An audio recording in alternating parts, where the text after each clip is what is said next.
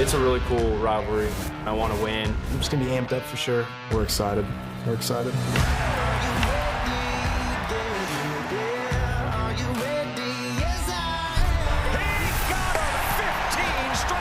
Belief and confidence were through the roof. And it will be Georgia and Oklahoma. We're a different team that people saw during the season. Down the line, Lachance. We got to play our best to beat the best. I want to beat these guys. We want them again. We want Georgia. Welcome, everyone, to the 2026 NCAA Men's College World Series. It is presented by Capital One. Big crowds all week, and they are trying to get into this one as they anticipate what should be a terrific and high-scoring affair between Georgia and Oklahoma. Georgia has been on a heater all season long. They have bashed their way to 175 homers, a regular season and conference title, and the Sooners have just recently announced their presence with authority in the tournament, scoring almost 9 runs a game. Our bracket looks like this. Texas, they got a cycle from Adrian Rodriguez, who was outstanding as they won their game 14-2 today. He also had 7 runs batted in. So the Longhorns all rolling. We welcome you inside our booth, soon to be joined by Chris Budden down on the field. And Scott Klein is our rules expert. He is here as well. Let's start with Georgia. And yes, they have bashed, and there's been one guy who has shined brighter than all of them, and that is Daniel Jackson. Yeah, it's a historic offense, having a historic season led by a player having one of the great seasons in college baseball history. They are third all-time in home runs. Daniel Jackson is your favorite to win the Golden Spikes Award. The two teams that have hit more home runs than Georgia both won the national championship. They're trying to do the same thing. Yes, they are. Oklahoma all of a sudden kind of looks like a national championship team, at least the way they've been playing here lately. What's going on? They're offensive. I mean, this is different than Oklahoma has looked the entire year. Daniel Lachance didn't have a home run through the first half of the season. He's got 16 now. He had another one, game 1 for Oklahoma in this College World Series. Turned his ankle. Now you don't have to run very far if you hit it that far. Lachance made his way around for this Oklahoma team. It's 19 home runs in their 8 postseason games, 84 total for the year. The offense have changed. They went and knocked Georgia Tech off 2 straight days in Atlanta, and now they're 1-0 in the College World Series. This is a unique situation. The Mercurius brothers, Xavier and LJ, try to slow down the biting and bashing of the Bulldogs. But they're not the only pair of brothers on the field. The Branches are here as well with the first pitch coming up.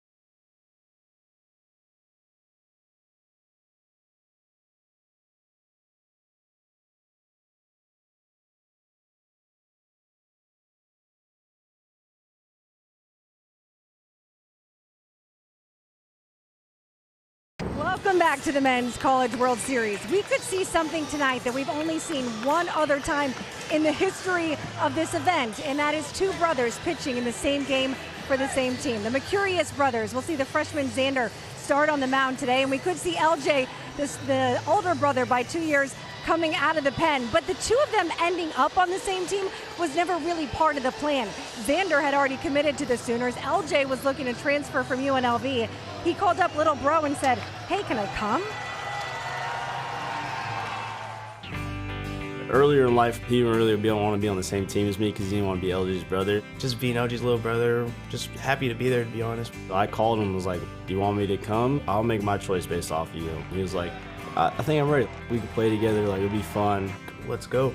Come on, man. It's the greatest show on dirt, and I get to do it with my brother right next to me and just with a team that's ready to win. Not only they might pitch in the same game, we might see Xander hand off the ball to LJ later on. They're not the only brothers that will be playing in this game, except these two, the Branch brothers, Colby and Kyle, will be playing against each other. Mom and dad and their family in the house today wearing the split jerseys.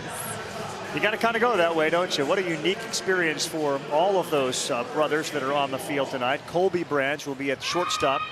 And then on the other side, second base for Kyle Branch. We take a look at the Bulldogs batting order. It's brought to you by Capital One. And there are a lot of numbers that you can look at to put into some context just how good this Georgia Bulldog offense is. We will do that. But in a year in which Jackson has dominated, Lujo gets highlighted. Yeah, Rylan Lujo has been on a heater in the postseason. How about over a third of his homers he's hit since tournament play began. Number 2 in the SEC in batting, and had a big game 1 with a homer and a double. All right, freshman, let's see what you got. Xander Mercurius, the freshman from Vegas, has not been in this role very often. Just his 4th start of the season. It's come in his last 4 appearances. It's a good fastball, mid-90s. He's going to try to live top of the zone. Couple different breakables, couple different changeups. But a kid that enters tonight without a collegiate win. This would be a pretty good place to get your first one. It would be. What a challenge he faces. And you take a look at the two veteran coaches. On one side, Skip Johnson, his 9th season as Oklahoma head coach, but he's been at this for a long, long time. He really does like the way his team is currently playing. And on the other side, another guy named Johnson, not related, and that is Wes Johnson. And he's got a team that is, yes, built on home runs. We've seen so many of those, 175 this season. But also guys that he hopes would get on base before they launch the home runs. They are making their first College World Series appearance since 2008 with 52 wins this year, which matches the most they've had in a single season. And that was in 1990 when they ended up winning it all. Got a good look at Trey Phelps. He is going to stride to the plate. He is the leadoff hitter for these Georgia Bulldogs. Their third baseman, famously ejected from a game. He missed a game, and that's when Mike O'Shaughnessy came in for him, and he blasted 2 homers. So O'Shaughnessy will hit cleanup tonight. We're set to go. Temperatures in the 70s, wind blowing out to left, and that first one is sky high. Towards second base, Kyle Branch will give way to Harris in right field, and he's there to make the play. Deshaun Harris comes in. There's one pitch. There's one down. And for a freshman against Georgia, that has to be a settling moment. Yeah, 1 pitch, 1 out always feels good right there. Starts with a 95-mile-an-hour fastball, and that's that 4-seamer. It's got pretty good carry. And we talked to Skip Johnson about the freshman in this environment. He didn't seem too worried. Said the mindset fits what he thinks will be needed today. So you're tuning in, and you arguably are looking at the best player in college baseball right here in Daniel Jackson, who looks at one right at the letters for a strike at 94. Eye-popping numbers for the junior out of Sandy Springs, Georgia, who stands 6'2", 31-86 with a 1304 OPS and a whole bunch of stolen bases. Still could end with a 30-30 season if he can get on and get around. Yeah, pretty incredible. Starting to stack up the postseason awards, much deserved. Just we talked about in the open, a season that very few players have ever been able to stack up against what he's done this year. Certainly not many catchers. He hits them out and to all parts of the ballpark. 1-1, and boy, he kind of locked up there on an off-speed slider at 87. It's 1-2.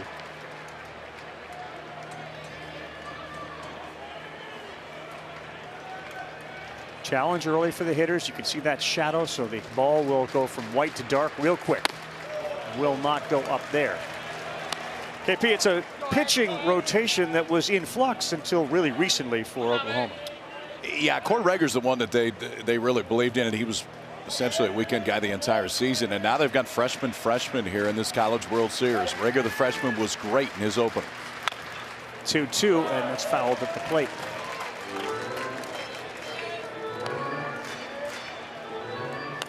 So the numbers don't jump off the page. 0-2, 582 against Kansas in the Super. Pitched 3 innings on Sunday night. Then they had this disastrous rain thing. He came back and pitched on Monday through an inning. That really helped out the Sooners. And he deals with Jackson on a 2-2. Oh, called strike 3 with a changeup, and it froze him. He went back-to-back right-on-right changes right there. First was fouled off by Daniel Jackson. The last one, I think maybe he saw fastball, thought it was going to be elevated. You know that the offensive approach for Georgia is going to be push everything down. They want to force the ball down, so that is the one. Steals the top of the zone with the changeup right there and gets called behind home plate by Kevin Sweeney. If there were any nerves, Xavier Mercurius, Xander, was not going to show any of them. As he said, I'm not scared of nobody. I'm not the tallest guy out there, but I can go out there and do what I do, trust the stuff, and know I'm pretty good. He said, I'm ready for this. And to strike out Daniel Jackson that way is another feather in his cap. 1-0 to Lujo. And that one is down.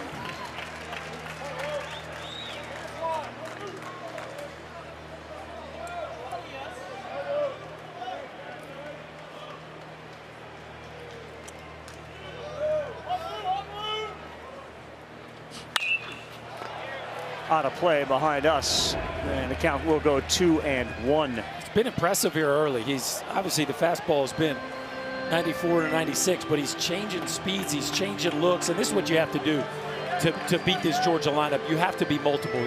If you get caught in a silo, they can put a crooked number on you in a heartbeat. So you got to keep them guessing. You got to change speeds and change parts of the strike zone, and he's showing all those things here early in the ball game. His brother LJ out there and watching, hoping that his brother can get things done here on the first inning. Put a 0 up on a 2-1. That ball is out of play. Another one, he pulls the string, but he is dotting the strike zone. This whole season, Mercurius, excuse me, threw 32 changeups to right-handed hitters. The whole year, he's thrown 3 in the first inning. See that there may be a little bit different approach against this Georgia offense today. Change the game plan up. Sun will again be a factor out there in left for Brendan Brock. That one is bounced up there to go full 3-2.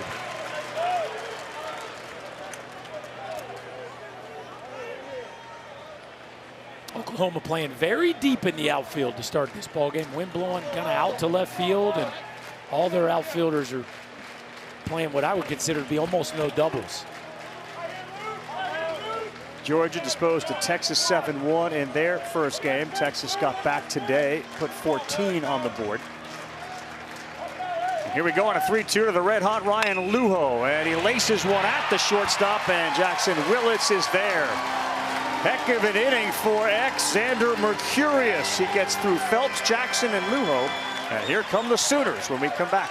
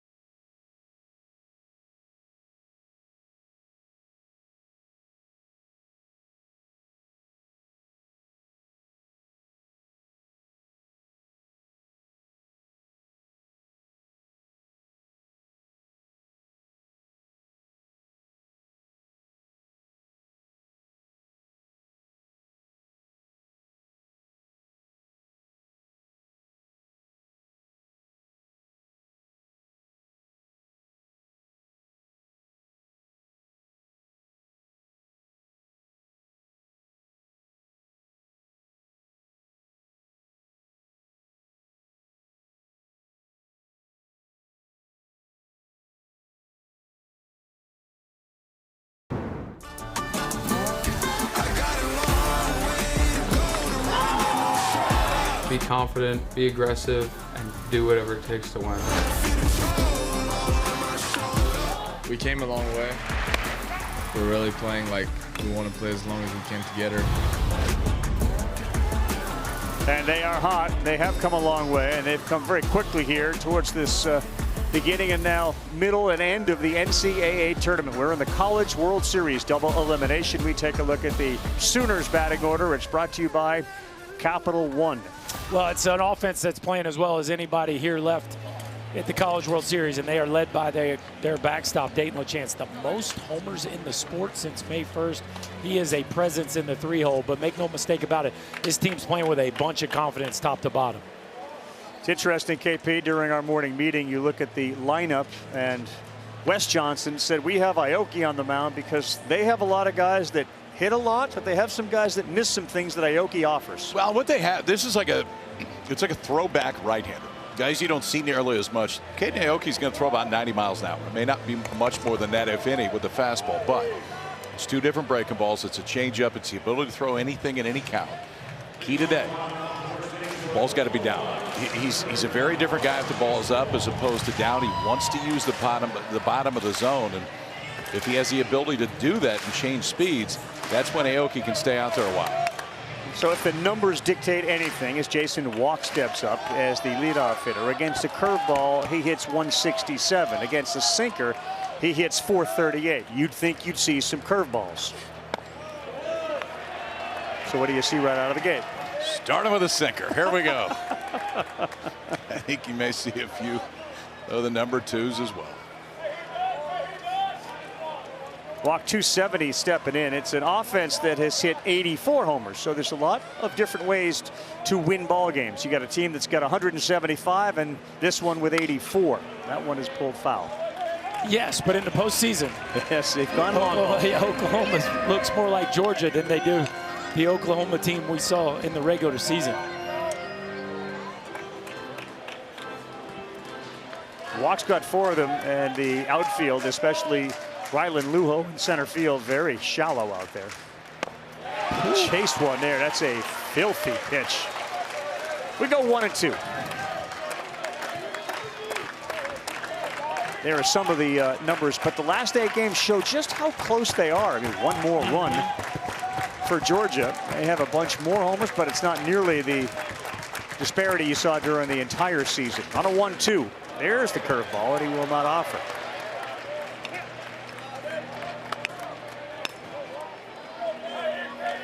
They call him Doc, partly because of his arsenal, his precision.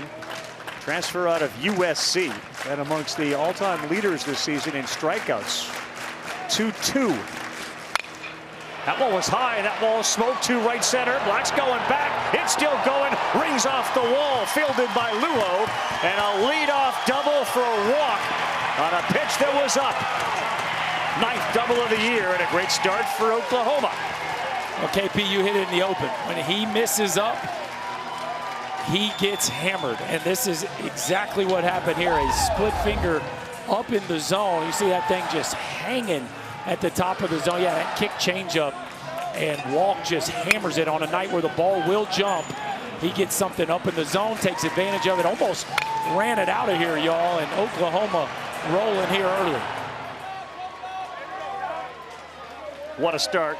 Mercurius on the mound, and now Walk. And that sets up Camden Johnson, the third baseman, at 308. He squares, and it's fouled straight back.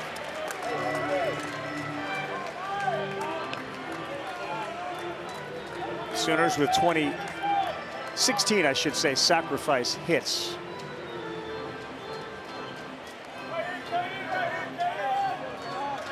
Johnson is among the leaders on the team with 4 out of a 2-hole. Walk has stolen 16 bases. Good speed out there at second.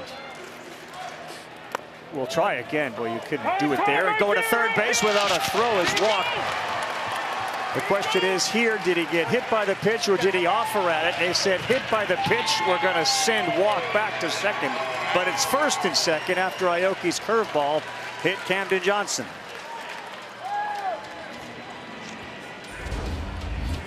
Well, he did hang in there a long time thinking about bunting this pitch.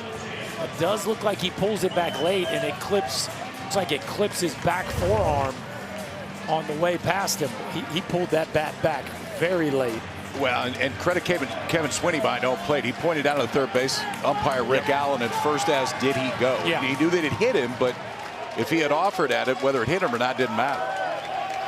Just the opportunity they wanted. First inning, nobody out. Dayton LaChance, the catcher, homering on one leg. Last time up, and Aoki paints on the corner for a strike. He's a big kid out of Canada, 6'5", 231 pounds, 16 homers, and again the wind blowing from right to left. Big time opportunity for Oklahoma. Aoki fires and throws it into center field. Walk and Johnson both advance. Looked like he spun, was going to just lob it in there, and then opted to throw a fastball. Well, it also looked like Ryan Wynn wasn't ready for a throw. I don't know that he knew that this was on. Watch the movement. He's close to the bag and starts moving that way, but then everything surprises him at that point. Because really the throw, if somebody's ready for it, it's fine. Yeah, it's right over the top of the bag. He's not in a good position. He just wasn't ready for it. So error on the pitcher, second and third, nobody out.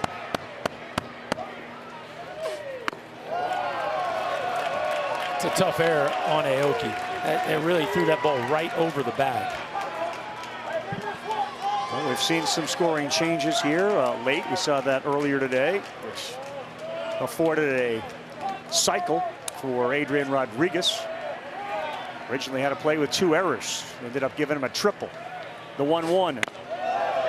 No, that's down. We saw it last night with West Virginia. They made a couple of errors, and it ended up costing them against North Carolina. It's a pretty obvious, but sometimes you have to state the obvious. You make mistakes against high-quality competition, and you're likely to pay for it.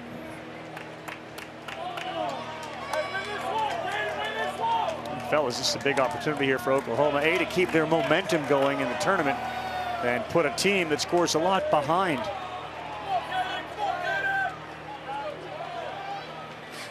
Well, you can't draw it up any better. You got arguably the hottest hitter from a power standpoint in the country with second and third and nobody out, and now in a plus count, and you almost wonder, do you even mess with him here on 3-1, or do you try to get a chase? First base open.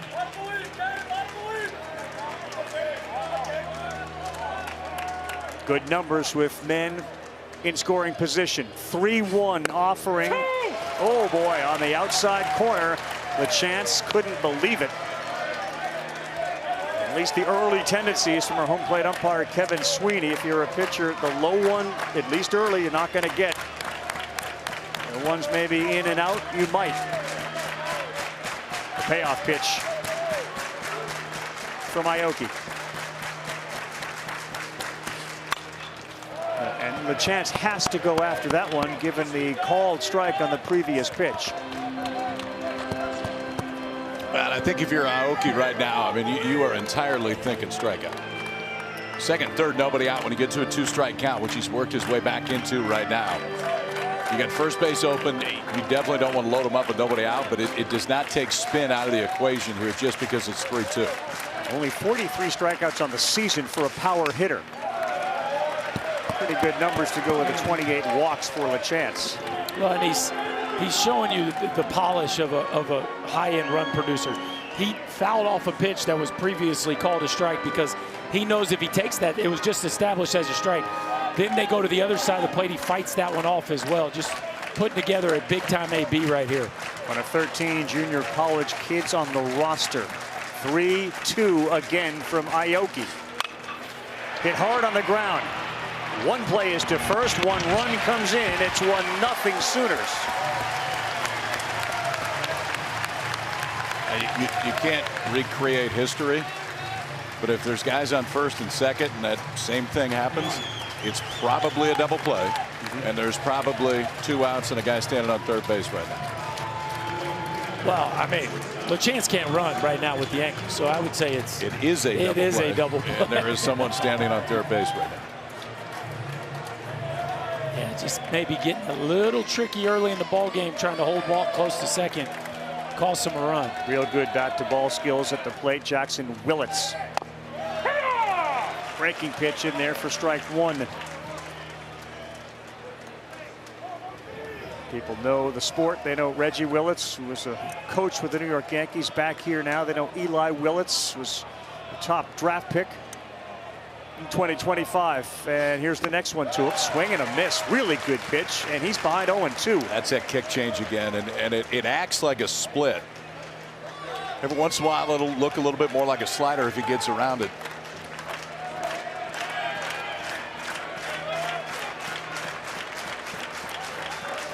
.344, runners in scoring position. Leading off second, Camden Johnson. That one is fouled on the first base side as he pulled the string on it.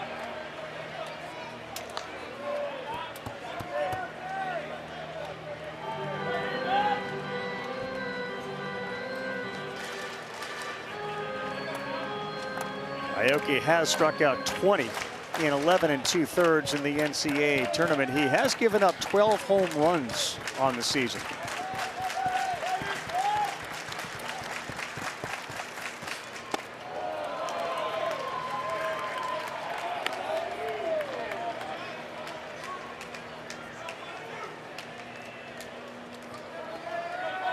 Oklahoma has struck first thanks to an error on Aoki as he threw it to second base on a pickoff attempt, and his second baseman Ryan Wynn wasn't there. On a 1-2 with one down. That's out. 2-2. They're going to keep going to that kick change, KP. Willits hitting only 184 against the changeup throughout the course of the season. You know, Wes Johnson knows the numbers better than anybody, and Willits has been so clutch for this Oklahoma team. So tough to get out in these big spots. 2-2. That ball is hammered, lifted deep and far, and that is gone. It goes off the top of the wall, and Willits is going to have a 2-run home run to put the Sooners up 3-0.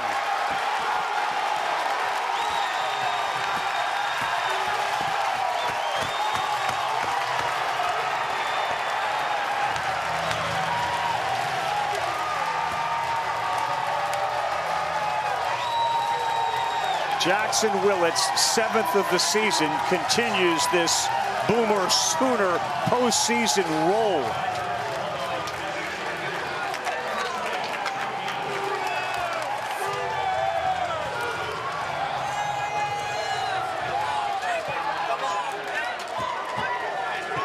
I mean, this is an incredible statistic, but a quarter of the homers they've hit this year basically have been hit in the tournament.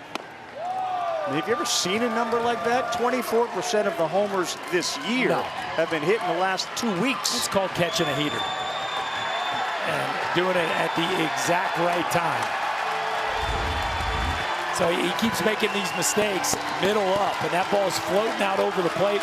Willis gets around it just a touch, but on an offensive day here at the Chuck, he's able to ride this thing just over the right center field wall, and I mean just over the right center field wall. A night where the ballpark is playing offensive and the Sooners strike first.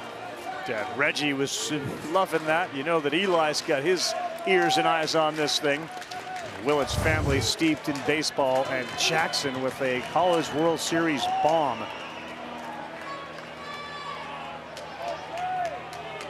Only one out, and we're in the bottom of the first for Trey Gamble, who swings wildly at one.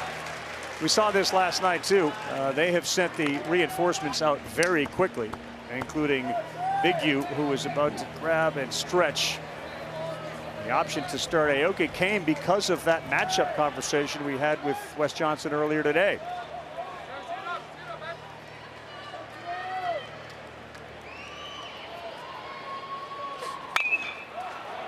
That's out of play.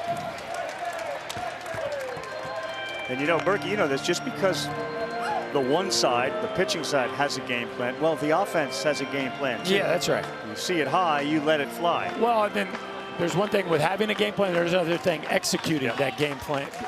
And we know the execution for Aoki does not consist of up in the zone. Gamble sends another one to the seats. So you can call two-seamer all you want, but if your right-hander that's not living with plus velocity misses up and out over the plate against a team that's this hot, you might get your feelings hurt.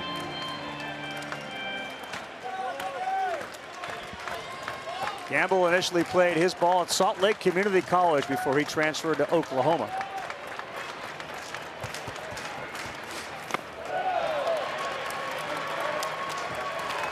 They seem to be seeing it really well right now. There was not even a hint of an offer on a pitch in the dirt.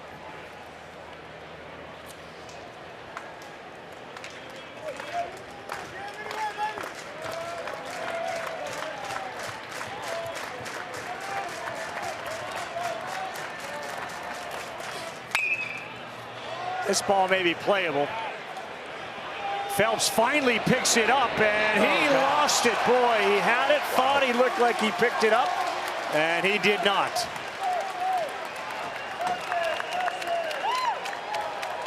Talked about the fact that the sun could be an issue. He actually obviously is wearing his sunglasses. Yeah, he is. I thought at one point there was a reaction like, I don't, but now I do. He doesn't see it early. Branch isn't over there to help him out. Then it looked like he saw it, and he overran it, and that's just, man, it is not going the Bulldogs' way right now. No. So another chance for Gamble. And this ball is lifted to left field. Ishikawa, he's picking it up late, but he's there to make the play. It's not coming easy right now from Georgia. Now, we talked about Aoki, and here's the combination. It's the sinker down, that kick change that we've seen him throw a lot already. Slider and a curveball, but the key is where is it? Bottom part of the zone, he's been so much more effective this year than the top. Well, that top of the zone has already got him so far today. And a home run pitch. Yeah, there you go. Exactly what we're talking about right there, KP. Up in the zone, problems. Down in the zone, he's got a chance to stay in the ball game for a while. And both balls that have been ripped are pitches up in the zone. Next pitch will be his 30th. It will be to Brendan Brock. He did throw a high one there that was called a strike. It's a good one there. It's 0-2. For the Sooners, that's their 37th homer in their last 15 games. And that's the guy that did it, Jackson Willits. 0-2 to Brock.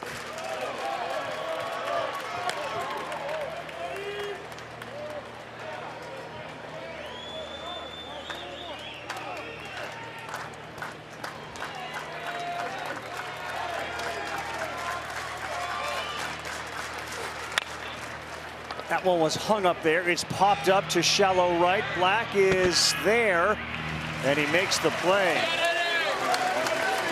But the Sooners have cruised through the tournament, and it looks like they're on cruise control tonight. Hey now, the Sooners keep it rolling here early. Jackson Willits with a launch piece, a 3-spot in the first, and here come the Sooners.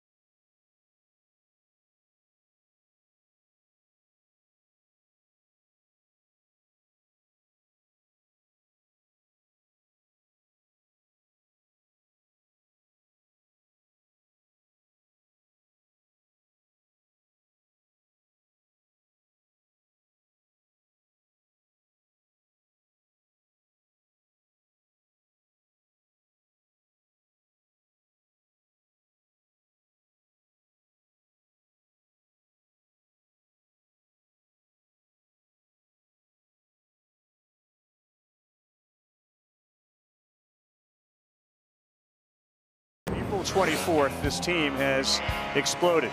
4 and 9, 5.5. Let's change that. Thank you. To 7 and 1 their last 8, almost 10 runs a game, and their pitching has been a lot better as well.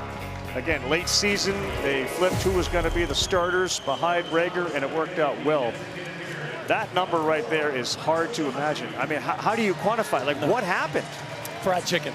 Fried chicken. Fried chicken is what happened, Carl. You go 2-a-days after going 1 and done at the SEC tournament with a little fried chicken in between, and you catch a heater. 6-minute drills, that's how we're going to do it. First pitch to Michael O'Shaughnessy. Shaggy swings and misses. That was the explanation. I know that the day crew in their first game with Oklahoma had a field day with the fried chicken story, but that is exactly what Skip Johnson did. He went back to his JUCO days where they would literally eat fried chicken. They didn't have a clubhouse back then, so he said we would get fried chicken, and in between sort of the double sessions we would eat it. But we didn't digest it. We got right back out on the field. Didn't care how hot it was. We're just going. That's what you do. And they did that again to kind of spark something, and obviously it has worked. Now Xander Mercurius, he's working with a 3-0 cushion and an 0-2. He's throwing with a lot of conviction for just a freshman whose numbers have not been very good. He's trying to duplicate the success of his fellow freshman, Cord Ranger. On a 1-2 right down the middle. They got the shift on, and this is an easy one. They get O'Shaughnessy, and there's one down.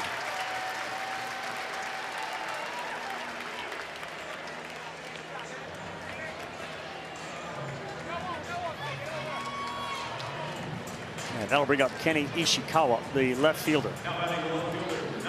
Who, when we talk about numbers, he's got 27 walks and 10 strikeouts. That's another thing that never happens in this sport of baseball. Well, he's the anti-modern day player. He sure is.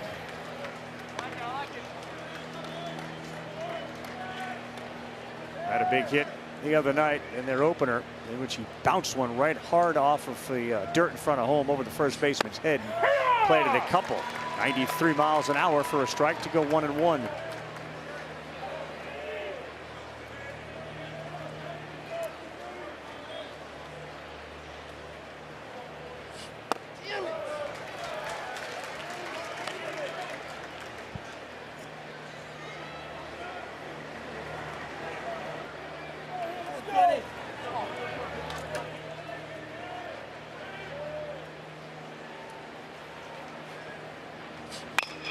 Two and one, exactly what Ishikawa does as well as anybody playing the college game right now. He just served that in a center field, and he is aboard. Ricky and Denise Ishikawa, his parents standing and getting high fives from all the other fans here of Georgia. That's just a piece of hitting that Ishikawa has done since we've seen him all year. No doubt, and that's right in his wheelhouse, right? Letting something get deep and using that backside gap just the way they draw it up. Pops is pretty proud of that swing. And to go with the keen eye at the plate. Now Ryan Wynn, the second baseman.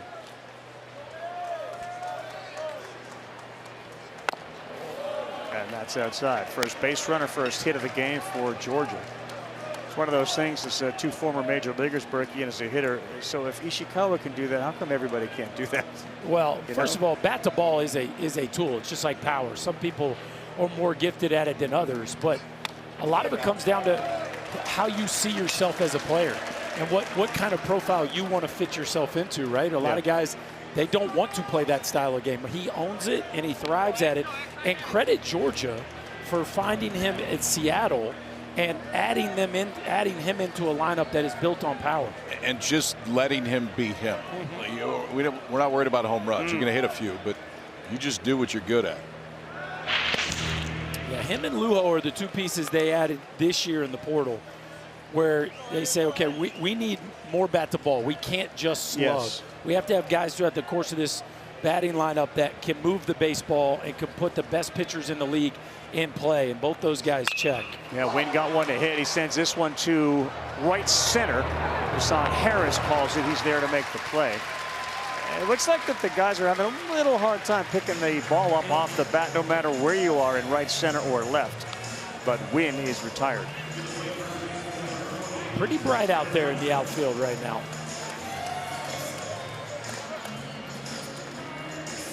Ishikawa, who's at first began his baseball career at Asia University in Tokyo. He transferred to Seattle University. Born in Hawaii, raised in Japan. Not a huge threat to steal. Even the fans are trying to block themselves from the sun. Get a better view for Brennan Hudson. Right down the middle, smacks one to center. And does Walk have a beat on it? He does. Single for Ishikawa was the only damage done. No runs in. It'll be 7-8-9 with the Sooners up 3-zip when we come back.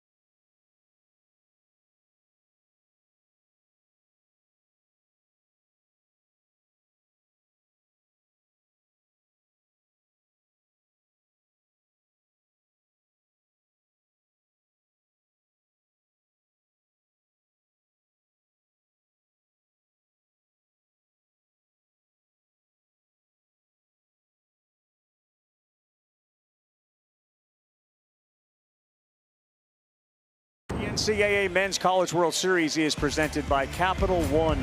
What's in your wallet? Adrian Rodriguez, he was shaking the shoulder as part of their selling. He had the third cycle in Men's College World Series history. It was aided by a scoring change on a single that was originally ruled a two-base error that got him to third. They changed it to a triple. He had a couple of doubles. He only had 7 RBIs. Stay warm, A-Rod. He's raised his average 30 points this postseason. You can't do that. And that's just since the Super. That's what since the Super, he's up 30 points this late in the season. Aoki starts off to Son Harris, the right fielder, with a strike.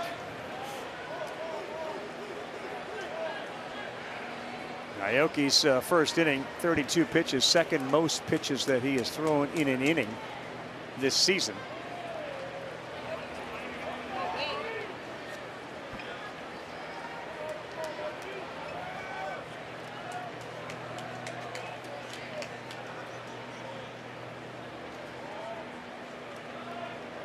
Walk led off with the double, a hit batter, a 3-run home run from Jackson Willits is how they got 3 in the first. The 0-1 to Harris. That's right at him. Oh my gosh. Destined for center field until Aoki stuck some leather out. Did it land in his glove? Yeah, I think that it found the glove is what happened right here. Sometimes luck is on your side. Watch Aoki afterwards how we fit. I stuck it out there. He did. We're ready to go. Cat-like, KP. Well, nobody else making that play. It's a fly out in the book right there. He capped it. F1. And here's one of the heroes for this team, Dayton Taki, who looks at one down. I've heard pitchers say that when they throw one and they realize where it's going and its location, they know this one might get mashed. Maybe he was aware this one could come back quickly at me. We talk about the heater that this Sooner offense has been on. Nobody embodies that more than the man up to bat right here. Dayton Taki started the postseason with 3 homers and 13 ribbies. He now sits at 8-22 because of the damage that he has done this postseason, including one of the most famous home runs in Oklahoma history, the walk-off to end the regional. This ball is lifted deep to left field. Ishikawa's going back, still drifting. He cannot make the play. You could see the wind was carrying it, the sun was an issue, and he kept backpedaling all the way to the wall. And again, it feels like he didn't see it right away. The first movement is definitely not back.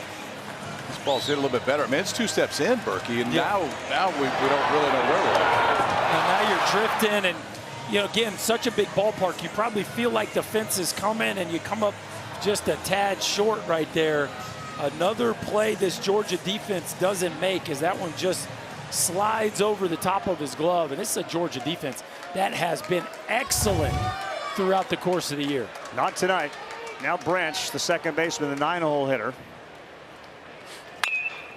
And he pops one up. This is in foul ground. Hudson is there. That's a big out there for the 9-hole hitter, unable to advance Taki to third base, and he is retired on a pop out to Brennan Hudson. Now you mentioned that home run from Taki. They traveled 454 feet. That will not soon be forgotten by the living Sooner fan. And now Walk, who doubled his first time up, he scored on a 3-run home run from Willits. Starts him off with his kryptonite, the curveball. It's 0-1.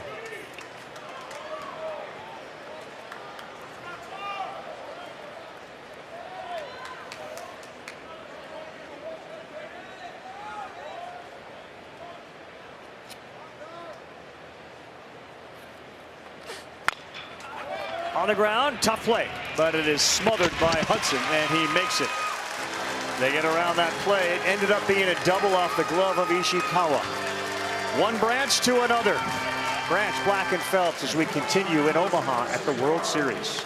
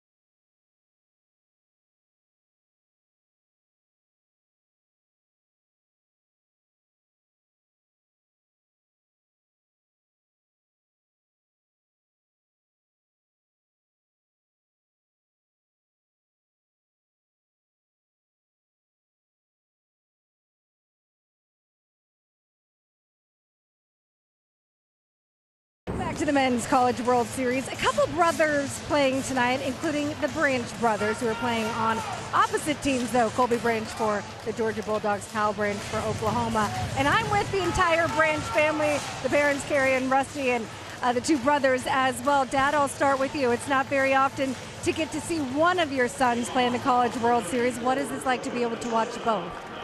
It's pretty cool. We're in the middle of an argument right now. Willits just hit a 3-run bomb. They're all clapping, and I didn't stand up and cheer enough, evidently. So we're debating on how we're supposed to. But I can promise you, if number 9 parks it over left field, I'm standing up and doing a somersault. Sounds good. We all will. That was leading to my next question. You guys have been very unbiased, not sitting with either of the teams. We have the custom-made jerseys. How are you cheering today? Very carefully. We're just trying to cheer for everybody, honestly. We love all of the kids on both teams, and so it's hard to cheer against or for, and so we're just doing the best we can. We're actually talking whoever. I guess. whoever we think can beat Texas the easiest, that's who we're rooting for the other team to win. There you go. I was saying the other day, bless you guys for raising 4 boys. What was it like growing up with as competitive of a household? We argue, compete, and fight during Sparkle. Yeah, rock, paper, scissors is a challenge. I mean, we go play putt-putt. It's a challenge. There's always a game. The other day, even when we were waiting to say hi to Colby after the game, the boys had a water bottle, flipping it on top of the dugout at the end of the game. And there's just always something. It's always fun. And a state champion brother as well, Lovejoy. Before I let you go, the jerseys are awesome. Mom, how do we get these done? How did we get them done? We just ordered the jerseys online, then had a lady from our hometown make them and separate them and add all the numbers and stuff to them. So easy for her. We were too cheap to buy 60 jerseys, so we bought 30 and cut them in half. I appreciate you guys so much. Enjoy the rest of the game. Yeah, appreciate the honesty, too. That's great, KB. Thank you very much. And we're cheering now. We're not doing a somersault just because it's a walk. Yeah. But Colby's on. And that is the first time it's happened. There's been a couple of others. Third time, actually, that brothers on different teams in the same World Series, but none have appeared in the same game until tonight. There was Eric and Alex Sogard in 07. Alex didn't play, and Matt and Whit Robbins back in 06. The teams did not play each other. Obviously, tonight is different. There was a putt-putt game, and Kyle claimed that he won that, but he also said that Colby showed up after 5 holes. Like, you missed your tee time. DQ'd for missing your tee time in putt-putt? Yeah, I mean, we minimum 2-stroke penalty. We've already seen that this year, but I think that one's pretty straightforward. We had a pitch clock violation there. Black wasn't engaged at 8 seconds, so steps in and it's 0-1.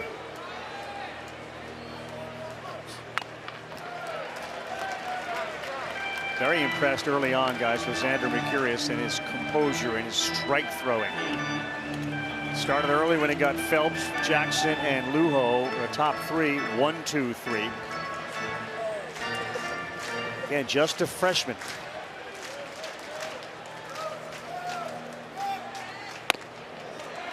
Oh, that was close. You see LaChance wondering, are you going to call that a strike? I'll hold it here for a second. I think it was just off, but it's exactly where you want to throw it. His misses have been on the side you want to miss at this point. The freshman has looked really sharp the first time through the order. It's an infield that has turned 50 double plays. They won't get one here, but they got a chance for an out as Johnson is in foul territory, using that glove to shield his eyes, and he makes the play.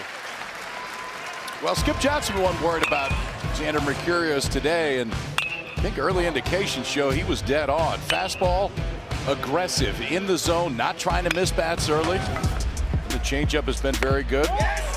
God, it should win the Golden Spikes, looking on a right-on-right changeup in the first inning. He looks the part right now, guys. 4th career start in college, does not have a collegiate win. Facing the most dangerous offense in the country, and he looks comfy. Here's the second time through the order for Trey Phelps. He swings, pulls it foul on the third base side. You saw a lot of Trey Phelps this year. Murky, is there anything in the swing? He's been struggling. You can see in the NCAA tournament just a 111 average. Anything you're seeing? Well, you know, he's always got that unique start that, to be honest, I'm not crazy about, where he holds the bat right in front of his chest. And it looks like a move that you would struggle to be on time with, because you got to go so far back from there. And there's just that late snatch with his hands to get the barrel in a position to launch from. And so he has been very consistent throughout the course of the year. But for me, it would be easy to point to his timing relative to that load that could potentially have him in a place right now where he just doesn't look very comfortable swinging the bat.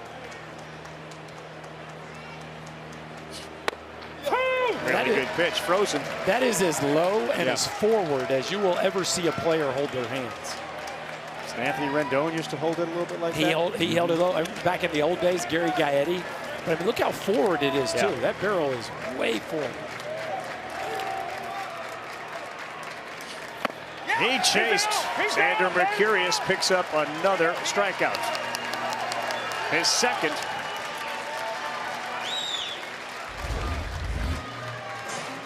This thing's been really important for him so far, man. I mean, you look at a scouting report coming in, and right-on-right changeup is not going to jump off the page yet. You'd be at He's used that pitch so far to strike out Daniel Jackson once, and now to get Phelps swinging on that one.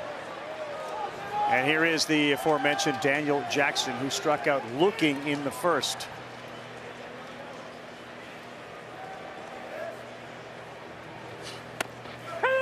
Lands one on the outside corner. It's 0-1, and he is dotting right now. And he throws two. Yeah. He throws two different changeups. Yeah. One is more the split, which is what that was. But then that more traditional changeup you saw in the replay that is that circle change. 1 ball, 1 strike to the kid who is affectionately known as the Rhino, the Rhinoceros. He at one point tried to label a teammate Rhino, and they all looked at him and said, "Are you kidding me? There's only one Rhino on this team, and it's you." And he has worn that well. Fastball, one hopper. Second baseman Branch played it well. Jackson retired for the second time. And Xander Mercurius is through 3, having allowed just 1 hit and no runs.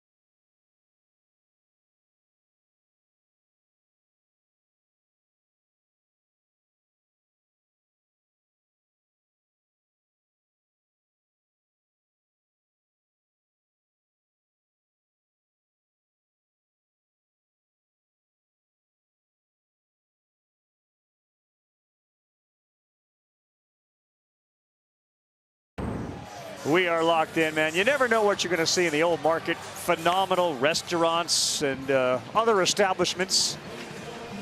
You get, I saw horses blow by today eating lunch. Buddy's at the Blatt, and that's where we take off from. Landing and launching pad, taking us inside Charles Schwab on another delightful evening in Omaha, Nebraska, for the 2026 Men's College World Series.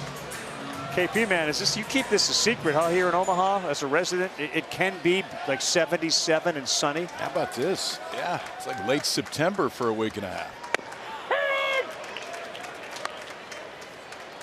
Camden Johnson is behind 0-1. Right away, as soon as you said it's late September, hey, late September. Our buddy Chris Berman, that was a standard operating line as soon as we hit September on NFL primetime. Should be back in school. Your Berman impression is one of your better. It's one of the few. Here's another really good breaking pitch. Aoki settling down after that first inning. And that one you saw, fellas, the swing and a miss down in the zone. Our statistics and the research from True Media and all those that are following this stuff. First inning, upper half, 11 pitches, 9 swings. There were no swings and misses. Down, you get a bunch of them. Did he go? No swing there.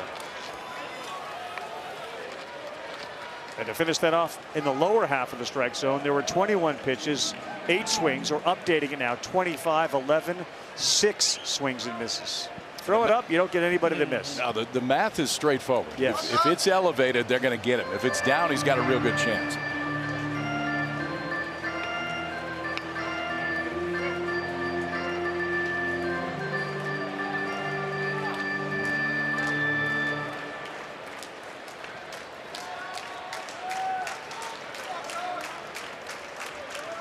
2-2, looking for his first strikeout is a good strikeout pitcher in Caden Aoki, but he has not had one yet. And this one is right back to him. And he flips underhand for the out. Well, boys, typical, we've seen some phenomenal individual performances. And Joey Volchko, they're still talking about what he is. The old rated CG, complete game with 15 punches. Glauber looks like he's, 29 years old with his maturity, and he's not. And then there's Adrian Rodriguez, who went cycle today. Yeah, he went nuclear is what he did. It's been that way. Yeah. And Glauber and Volchko have clearly been the stars from a pitching standpoint so far in this event. Boy, Volchko, a night to put him in the record books around here. This one is hit pretty well. The center, Lujo, is still tracking back. Now he stops off the bat of the Chance at 107 miles an hour. You strike out 15 and go rated CG. Everybody's going to throw your picture on their Soch. Who was I think Trey was the first. Love it, yeah. We got a bunch of them. Apparently that same trend is running through the ESPN family with your picture, KP. What do you got on that? What do I have on it? Yeah, everybody's got your picture now. Flattered. Yeah, love that. Means a lot to me.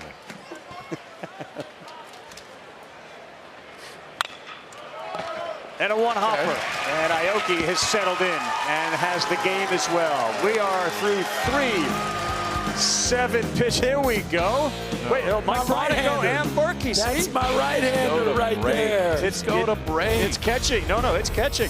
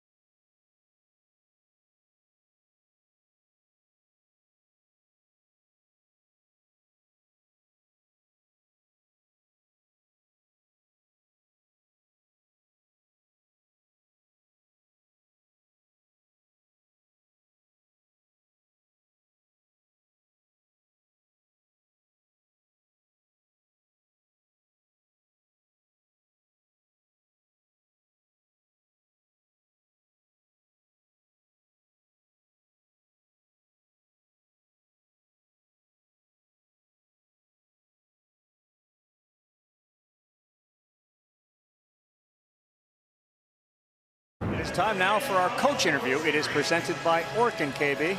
Standing now with me, Wes Johnson. What have you thought of Caden Aoki and how he's settled? Yeah, he's fine. I mean, the first inning tip your hat, he left the changeup up, and, the leadoff guy hit it off the wall, and then we missed on a heater, and Willie got off a good swing. Other than that, he's kind of settled in, started being who he is.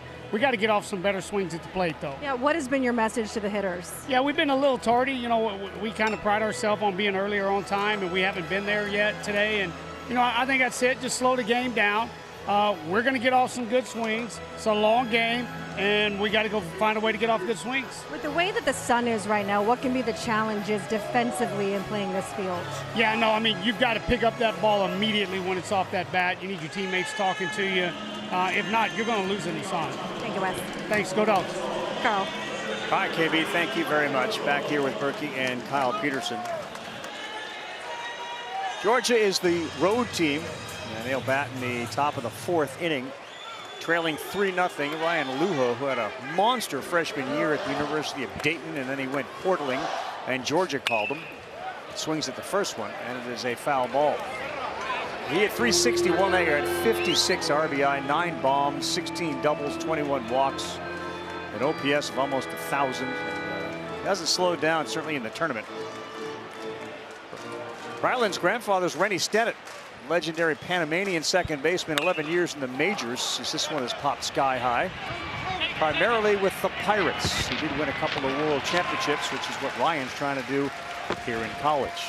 For the latest news, insight, in-depth analysis from the 2026 College World Series, visit NCAA.com. It's your official online home for all NCAA championships. You guys remember the name Rennie Stennett, right? I was trying to place it the other day when you were, but I appreciate you educating us. That'd be a no. Right. Pirates early? I was trying to place it. You chose not to answer. 71, 79. You don't remember it? No, 71, really? 79. That's a little before our time, Raph. It's some of the famous Pirates teams, though. Okay. We Are Family? Yeah. Scrap Iron? So see, now you're speaking my language. You had to bring it back to Evolve, and now I'm with you. Okay. Let's see You the world brought it you live back. in. Right by O'Shaughnessy. Boy, And the Xander aggressiveness- Mercurius looked good. Well, the aggressiveness with the fastball, too. Like, just the willingness to fill the zone up with it has been so impressive for the freshman so far. And it came from the first pitch of the game. Wait a second. Brother is He's dialed. I've seen this act before. I'm gonna read. Find out what book he's reading. Yes, yes. That is great. Plus the hat, you know, the Yeah, lid all is of it, tilted. all of it. The sunglasses, So yeah. is there a game going on that I'm supposed to be paying attention to? He's good. Big crossword guy. He's mixing one in right now. That's going to be great fodder for the next time they see each other when Xander is like, excuse me.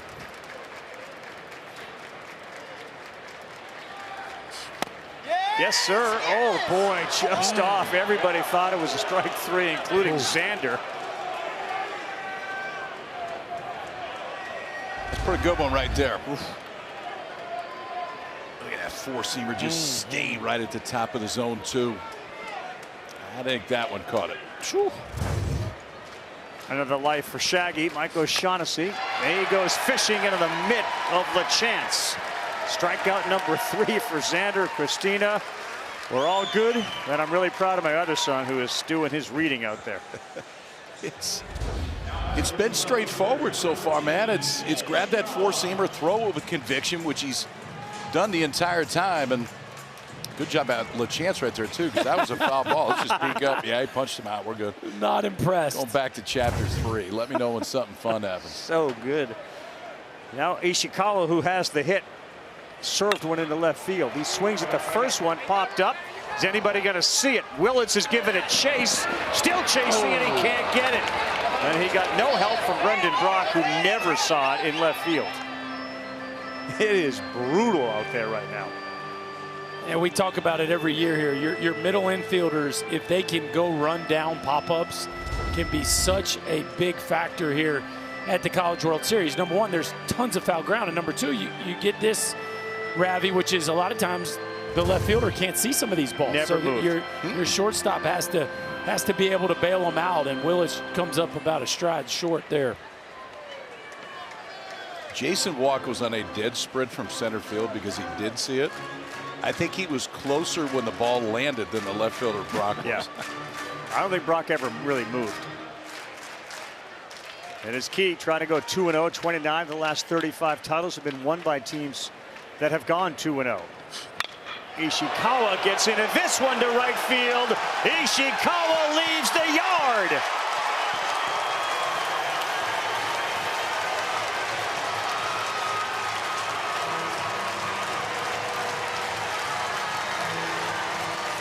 Now, one guy in the Georgia lineup is finding Xander Mercurius easy to hit. He's 2 for 2 with a single and a blast to put him on the board. His third of the year, and it was a no-doubter, boys.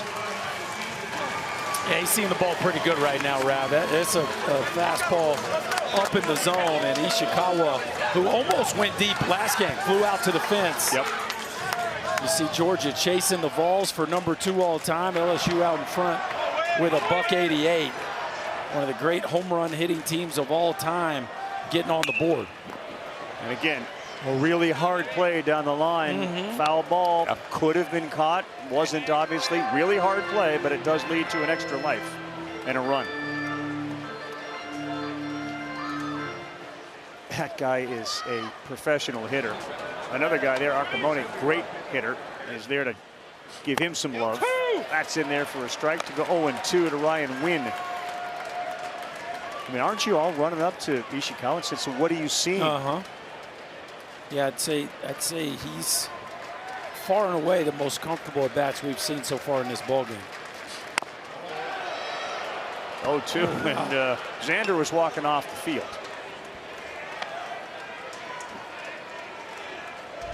one was down and all. Yeah, that one missed. I think he may have thought he swung at it. Pretty good spot, but just missed. Still way ahead in the count. Ouch. That one got our home plate umpire right off the mask, and it sent Kevin Sweeney back a few steps.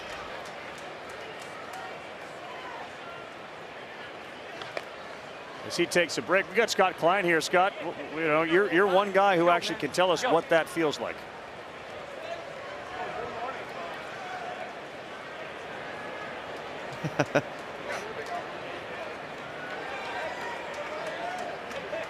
Scott, you know, what does that feel like? Yeah, it feels just like getting hit in the face with a shovel. Okay, there you go. That's short to the point. Well said. Good answer. A shovel. This one is in the corner in left field, and Ryan Wynn is going to head to second base. It's fielded out there, a stand-up double, and a couple of extra base hits back-to-back, Ishikawa and Wynn. Here come them dogs. Here's the offense we've been used to seeing throughout the course of this season and this incredible run they've been on, especially here down the stretch. Looked like a changeup, that really pretty good pitch, KP. And Ryan Wynn, watch him get down into his posture to get below that baseball. Just a nice job of staying on a pretty good pitcher's pitch, smoking it in the corner. And again, what makes this offense so special, they can hurt you from a lot of different places. Yeah, there's just no let up. I mean, Colby Granson's got 19 home runs out of the 8-hole. It'll be interesting to see if he keeps using that right-on-right changeup. First time around, it's against the book.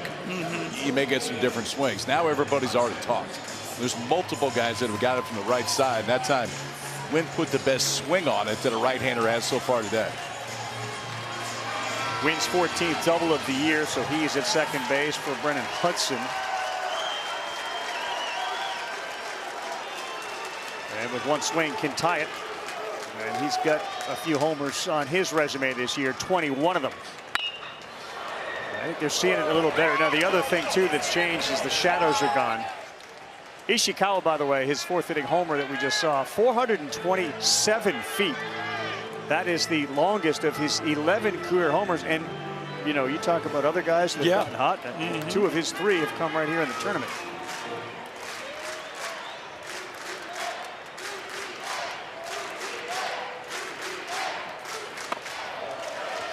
Ishikawa reminds you of those guys. Gwynn was one of them. Ichiro was another that people would say if he wanted to win a home run derby, he could. Ishikawa kind of feels like he lays in the weeds, but it's in there. There's some of that to him. I mean, you can see it's a pretty complete throw to second, boys, and they got him at second. That's a pretty complete pick right there. Wynn saying maybe we should look at it, but the Sooners are all off the field.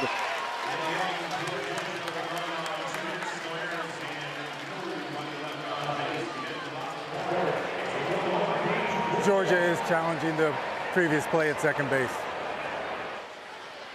Let's take a couple of looks at this one. And we do have Scott Klein, our rules analyst, with us. Oklahoma's beginning to move back towards the field. More probably out of respect than anything else. But watch this pick. Oh, yeah. Oh, I don't know. That's a hard one. Willis just snuck in there behind him. I mean, there was no timing pick, was it? Have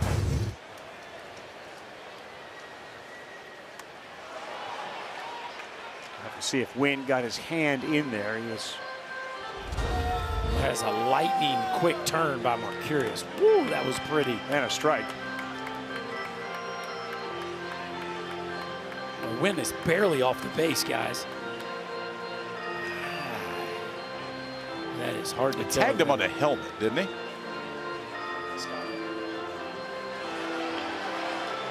I think he got him on the back. Scott, what do you think? Guys, he might have got his hand in there. I'm with you guys. It depends on when he tagged him. I think the initial one missed the helmet, and then it looked like he may have got him on the back. But again, the call on the field is out at second base. And the replay review room here is checking out all the angles that they have to see if Mercurius and Willits combined. That was a heck of a turn and quite a throw. Something tells me Mr. Mercurius has played some middle infield in his life. Yeah, those are some quick feet. They play a little point guard too.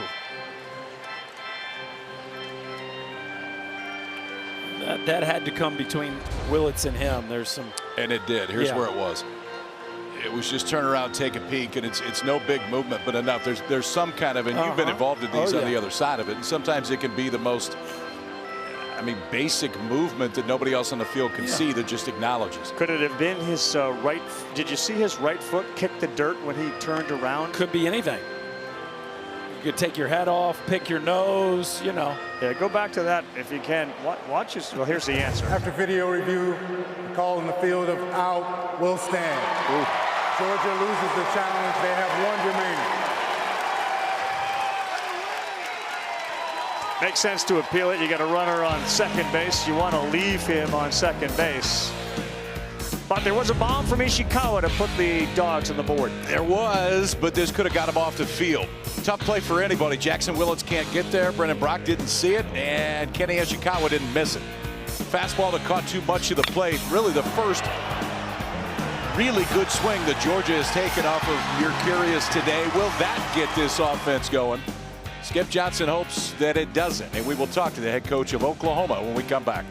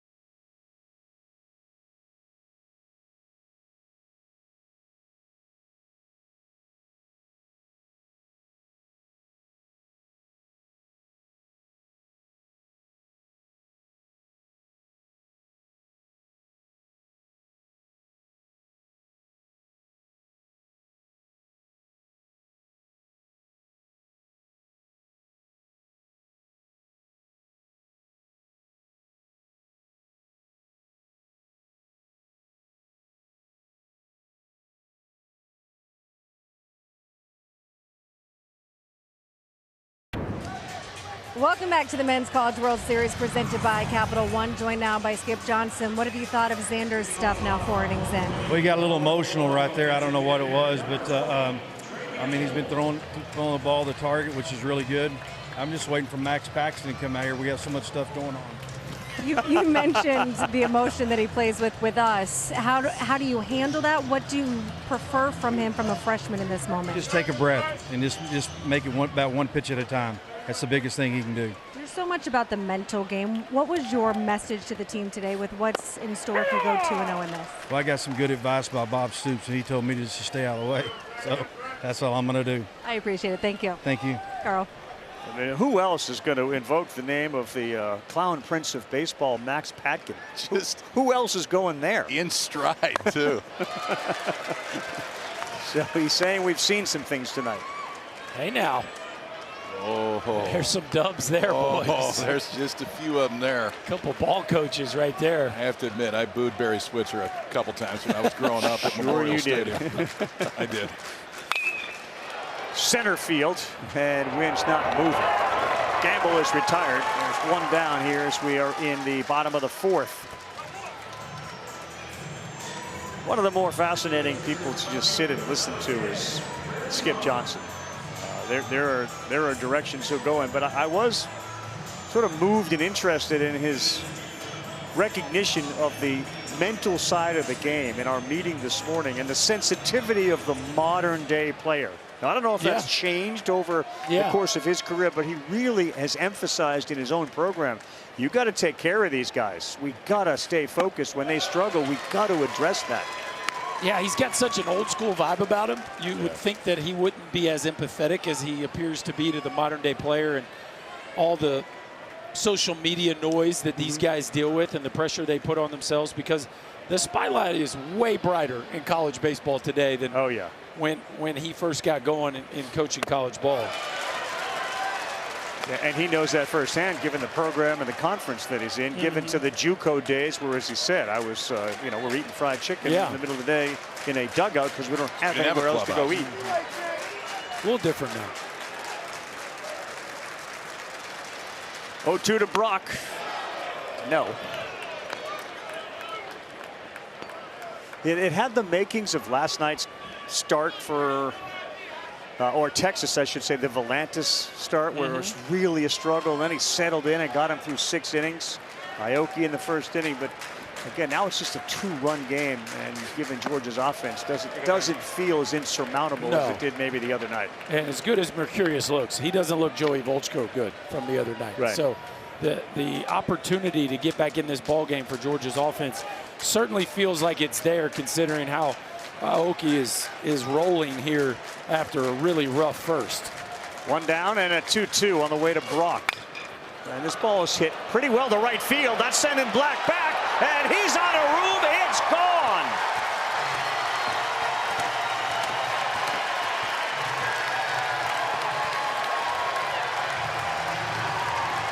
Boy, who's got the 180-plus homers and who had the 80-plus homers coming in? The second of the night for Oklahoma. And it's Brendan Brock blasting his 7th to make it 4-1.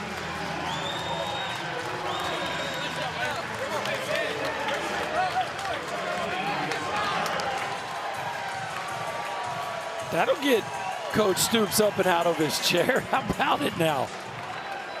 Coach Switzer not impressed. No, need some more. How about the other way? And we talked about it at the top. Aoki had allowed 12 homers this season, and 2 now to an absolutely boiling Sooner team.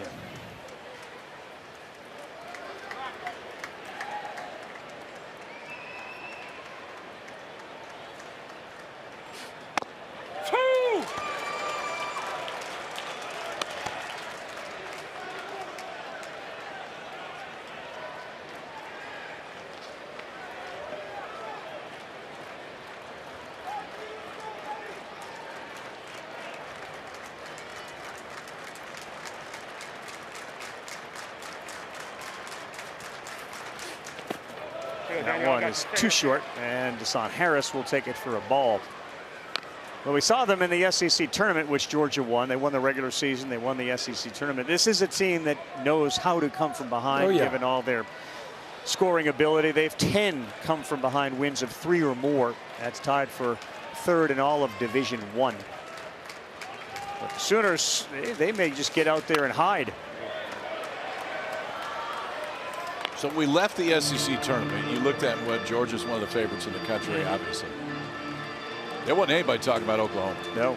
Nobody. And then when you see the draw and they're going to Georgia Tech, then there really wasn't anybody talking about Oklahoma. Then they walked them off in Game 7, and then everybody started talking about Oklahoma.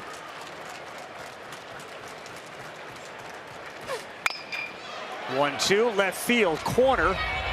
And there to make the play is Ishikawa. There are 2 down. It's a pretty impressive swing of the bat here, boys. Brendan Brock catching a slider out over the plate and staying on it. Love how he keeps his nose down right there. Look at the direction, the energy on the follow through. Watch the follow through take him towards right field.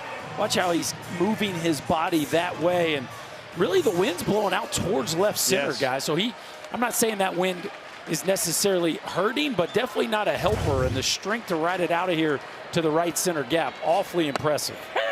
Curveball to Dayton Taki, 0-1. It's not the sexiest team prospect-wise, but there are a handful of dudes in this Oklahoma team that are going to play in the big leagues, and Brendan Brock is as prospecty as any team, any player on this team.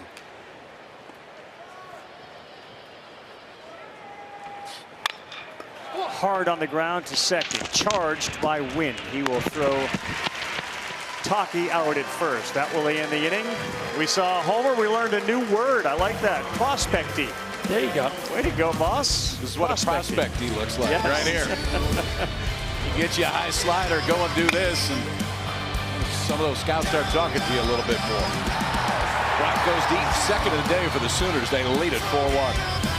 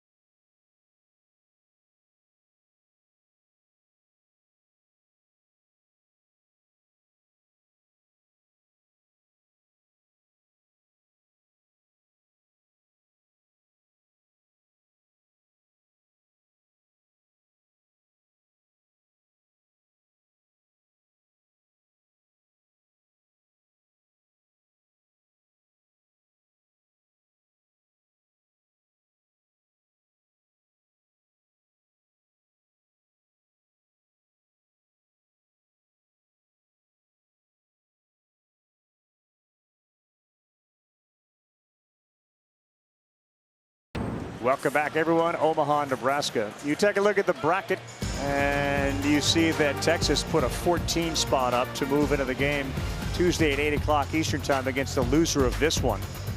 North Carolina's already moved up. They are in a good spot. Whoever wins this one will also play on Wednesday. You go 2-0, and you are in the driver's seat in the College World Series. 29 of the last 35 have ended up winning the title. 2-0 teams. And the first pitch lands in there. One other note about this World Series: 433 homers hit in this tournament. It passes last year where we had 430. That was the second most in tournament history. In 2022, there were 452. Not likely to get there. But we do have a Georgia offense that is very capable. And obviously Oklahoma is swinging hot bats. Texas puts them over the wall. So we'll see. But we got 433 in the tournament so far. Here's a guy that contributed 21 homers this season, Brendan Hudson, behind 0-2 to Xander Mercurius. Hit this one to left center. It's got carry, it's got wind, and it's got seats. Home run, Brendan Hudson.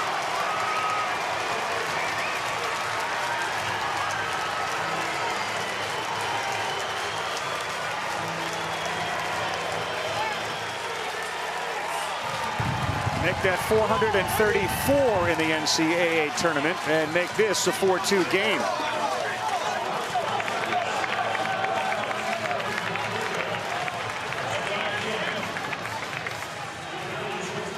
Oh, man, that was a decent pitch. That's just a strong guy. They're not too worried about being down, right? No. This is an offense that doesn't start kicking rocks often.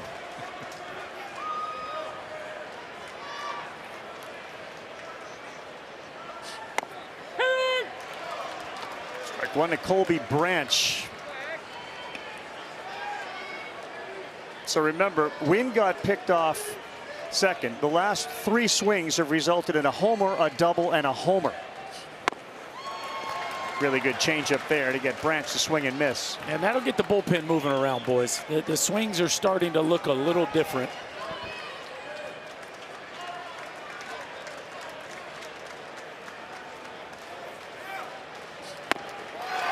Branch is gone on 3 pitches.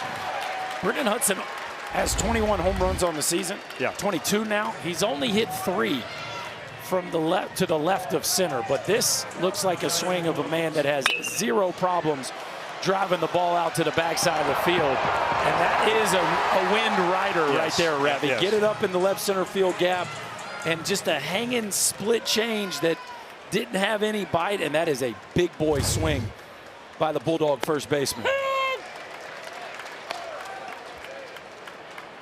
Strike 1 to Ryan Black.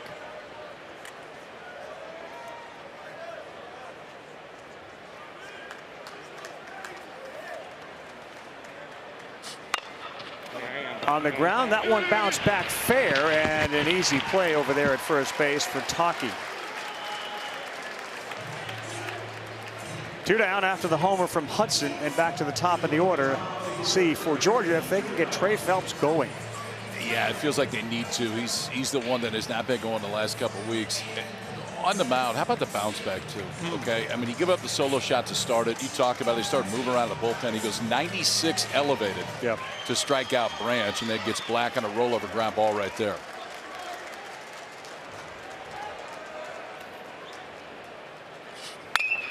Phelps got one to hit. That's a fair ball. Johnson up, fires, no chance. Heck of a play, though, to go to his right.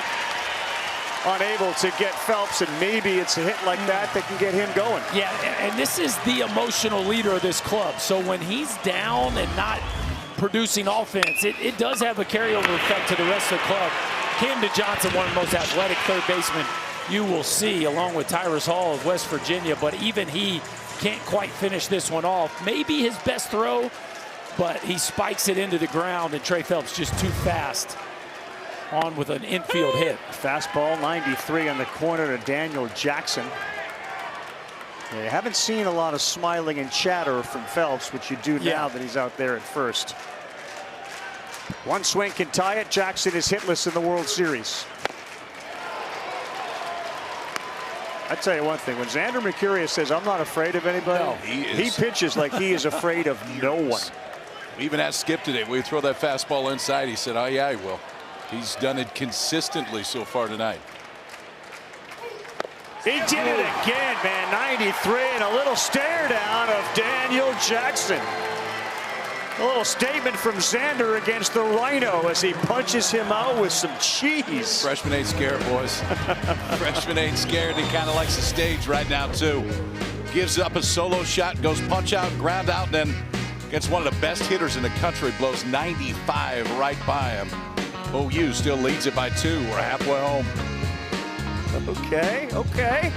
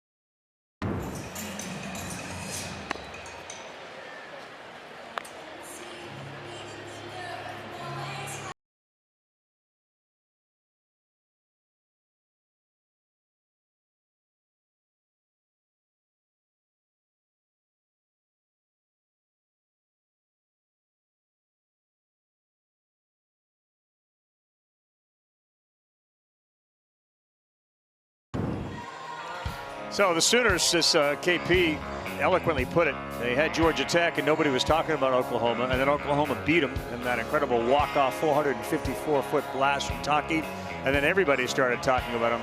The Kansas Super wasn't really competitive at all. They outscored them 21-3. Yeah, they just hammered them 2 straight days in Lawrence. An old school Big 8 matchup to get to Omaha. Well, you talked about the freshman Mercurius. 4 career starts, 3 of them, fellas, against the ACC champs, the Big 12 champs, and now the SEC champs. So it's a short list of starts, but he's been thrown into the fire and responded brilliantly. Fun to watch, isn't he? Yes. And he sort of lets everyone know, I don't really mind if there's people out in the bullpen. I'm not paying any attention to them. I mean, my brother's not paying attention to me, so I'm not paying attention to anyone out there.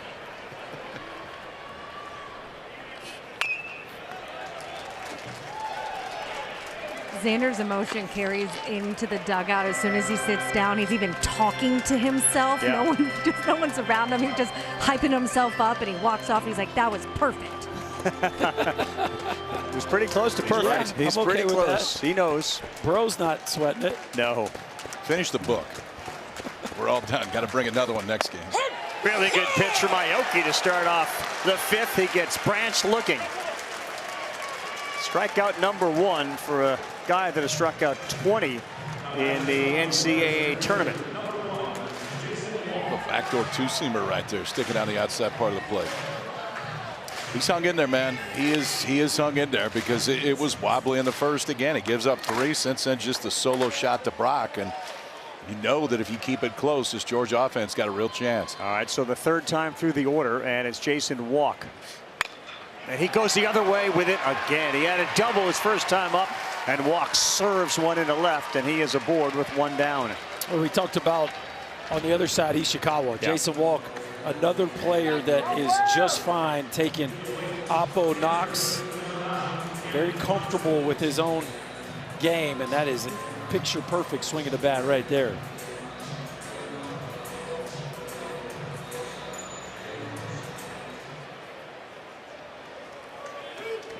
Camden Johnson out of Bernie, Texas.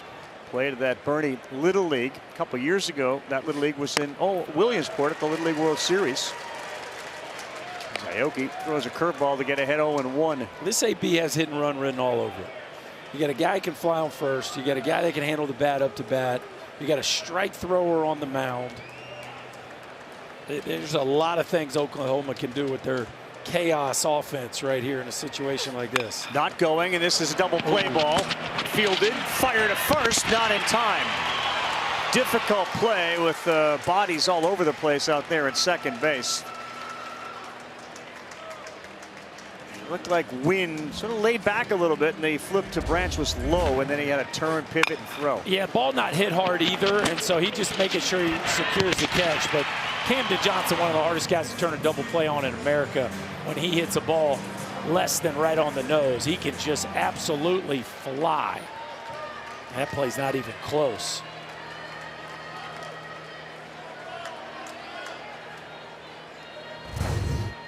And he can fly. He's got 28 steals, and right away he goes, and there's no throw. He has stolen another base, number 29 on the season in the scoring position, Camden Johnson. Put that in your pocket. DJ didn't even think about that one. First pitch breaking ball. You have no chance to throw out Johnson. Well, you knew, too. They're not just going to sit back and wait the whole night. And if they get out the DNA of this Oklahoma offense when they get on base is to make the defense uncomfortable. Fouled off of the plate from LaChance.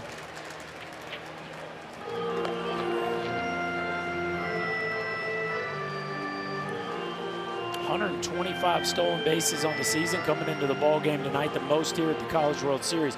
West Virginia has stolen more in the tournament, but Oklahoma have been swiping bags all year long.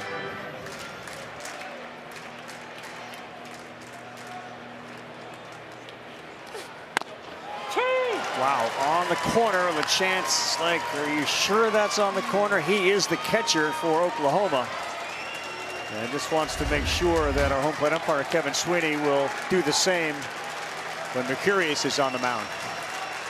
Nice job by Daniel Jackson back there. He did a heck of a job sticking that one. Big batter to get if you're Aoki. And he does with a nasty curveball, and down goes LaChance.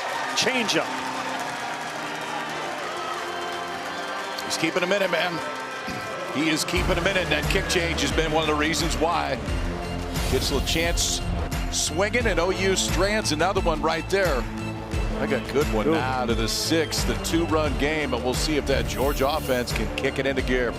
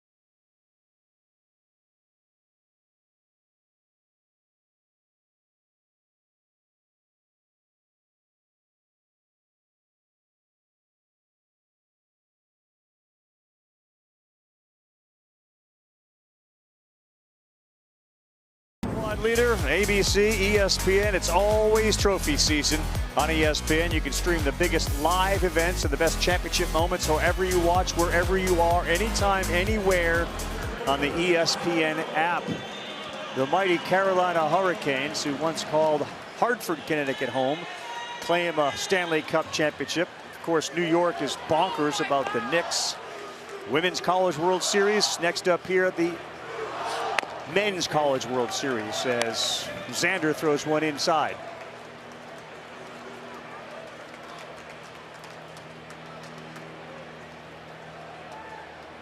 6th inning. Ryan Luho, O'Shaughnessy, Ishikawa down 4-2. Popped up.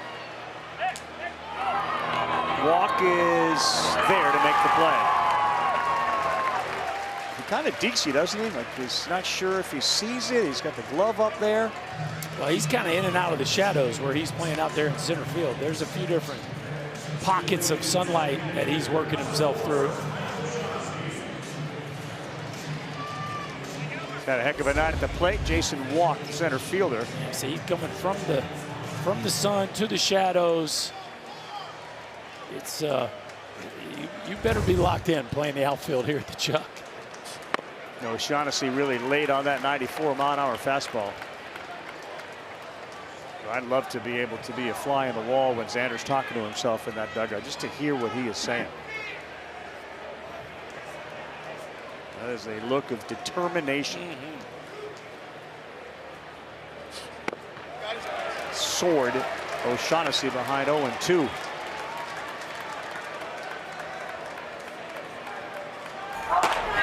We got a chance here for one to hand the baseball to the other. Book down, glove on, ball in hand for brother LJ Mercurius. Went with a fastball, and that's spoiled. The idea that a kid that has started 4 games in his career against this offense is so comfortable to just throw that fastball, and a lot of times right down the middle. And so often in situations like this, especially with young pitchers, big stage, they're trying to miss bats right away. Yeah. Try to miss bats with 2 strikes. But they're trying to miss bats right away, and then it's 1-0, 2-1 the entire night. That has not been him at all. He hasn't feared a bat tonight. And they got him a couple times, and they may get him again, but everything is thrown with conviction. 3 defenders on the right side of the infield for the left-handed hitting O'Shaughnessy, and a 1-2. There it is again. Now dancing off the mound as he picks up another punch out, his 6th. This thing got some tail to it too, KP. There's not just the velocity of 95 miles an hour, but watch the arm side run here as this ball just disappears outside the barrel of O'Shaughnessy. Mercurius just throwing that baseball to the outside edge with 0 fear, and the command is impressive. Guys, I don't really have the ability to run out to the bullpen to see what LJ was reading, but I did ask Skip, and he said, I don't know if that's a thing for him. I don't know. And he said, do you know a book? I said, I don't. This is why I'm asking you. And he goes, I hope it's the Bible. One thing we notice about the skippers out here is that by the time they get here, they kind of let their team be. Ishikawa beats one into the ground. He's behind 0-2. Skip Johnson said, Bob Stoops said, just get out of their way. Yeah, get out of the way. And he's clearly following that to a T. He is. Oh, he's reading a book in the bullpen? Okay, cool. Good by me, as long as he comes in and throws strikes. They're reading their phones up there. Ishikawa, a single and a homer behind 0-2. Yes! Ooh. Was that Xander who said yes? He's done it a few times. His catcher cost him one right there. That one right off the edge. I don't know if it goes his way, but Sweeney not going to call it when it ends up on the ground. Let me ask you this. Do you remember a big miss tonight with the fastball? No. I mean, the misses are minute and intentional when he does. Will he go back to that fastball? No, doesn't, and that's down. He almost got, look at this, a good thing going on there between Ishikawa and Mercurius. You know how many muscles I'd pull if I just tried to do what Ishikawa did right there on a take? He just did the splits on a take. And he sort of nodded like, yeah, that was nasty, but I didn't go.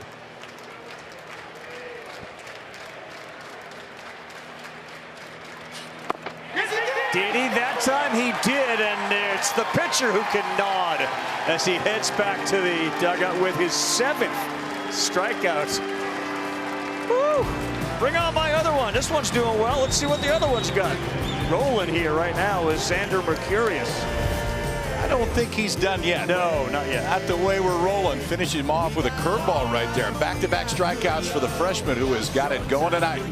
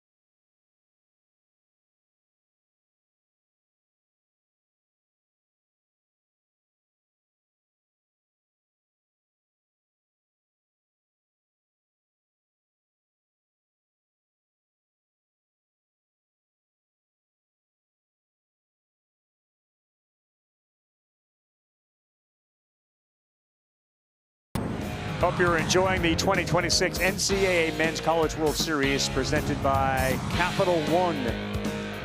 Yeah, the boys are back in town, and man, one of the younger ones, Xander Mercurius, has been outstanding, allowing only 2 runs to Georgia. We go bottom 6 for those guys. The Oklahoma Sooners looking to go 2-0 here in Omaha. Aoki continues to deal. He gets Jackson Willits to start things off. Willits has one of the 2 home runs hit by the Sooners tonight.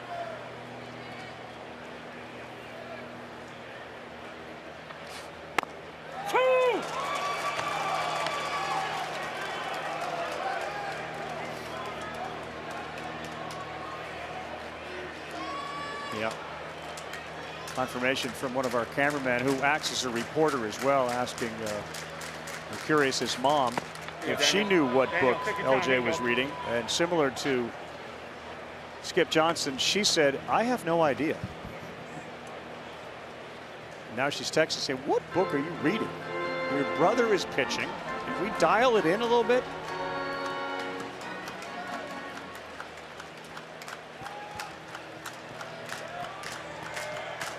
One-two to Willits, who grew up in a baseball family, batting cages and all, and he lines one into left field, and all that hard work pays off with his second hit of the night. We talked plenty about the kick change for Caden Aoki tonight, how important it has been. Also look location, which really is the key with Aoki. If it is down, teams have a hard time getting him, but when they got him, it was elevated. Out over the plate, driven to right center field, then a breaking ball. It's elevated. A really good piece by Brock to drive it out. 2 home runs. The difference in this game for Oklahoma, both on elevated pitches. So the leadoff man is aboard for Trey Gamble, and he swings at a wicked one. It's 0-1.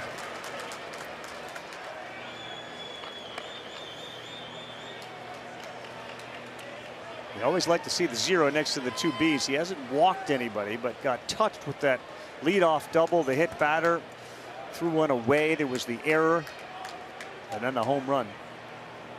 All in the first. Oh, time out. Jackson, the catcher, hitless in his last 8 at-bats, all in Omaha. It's his longest drought of the season. Dew factor. It is dewy.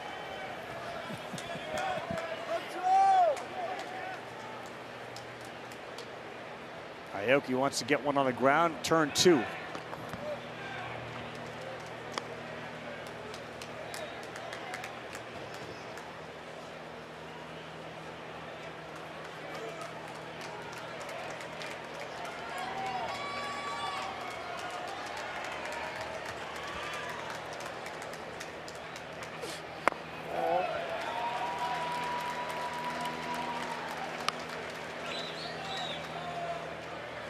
Well, you know Oklahoma wants to try to push the envelope offensively, and they know what their hitters don't swing at, and that Aoki's going to spin the ball. So he likes the curveball against Gamble. He started him off with a first pitch curveball. He's probably going to try to finish him with the curveball. To me, in a 2-2 count right here is a great time to steal. You get that big, slow curveball, it makes stealing second base a lot easier. 2-2, 6 of 8 on the season. Willits, not a big lead. Here it comes. He stays put. Swing and a miss. Strike 3 against Gamble. Now, boys, Florida State in the house because Kevin Cash and his Rays getting set to take on the Dodgers. That follows us tonight. Stay tuned for the MLB action. That's tonight, 10 Eastern time on ESPN. You can stream it on the ESPN app. Luke Shambi and David Ross will have the call for you. Nick Martinez, Eric Lauer on the mound. Mookie Betts starting to warm up for the Dodgers. That game will follow us. With 1 out, here is the other home run hitter, Brendan Brock. It's really an interesting thing, Kate, because you know Wes knows. He knows what your hitters struggle with, right? So if you're a base-stealing team and you get in those leverage counts, you can use that against them from a standpoint of trying to take bases, right? Yeah, when he gets 2 strikes. 2 strikes and the guys that don't handle the curveball, you know there's a pretty good chance they're going to see one. Or the split, or, you know, whatever that weapon is that you're pretty sure West is going to try to exploit. And just a little surprised they didn't pull the trigger right there, but Aoki just continues to hang in there, fellas. It's incredible to watch him manipulate the ball. Just a true throwback guy.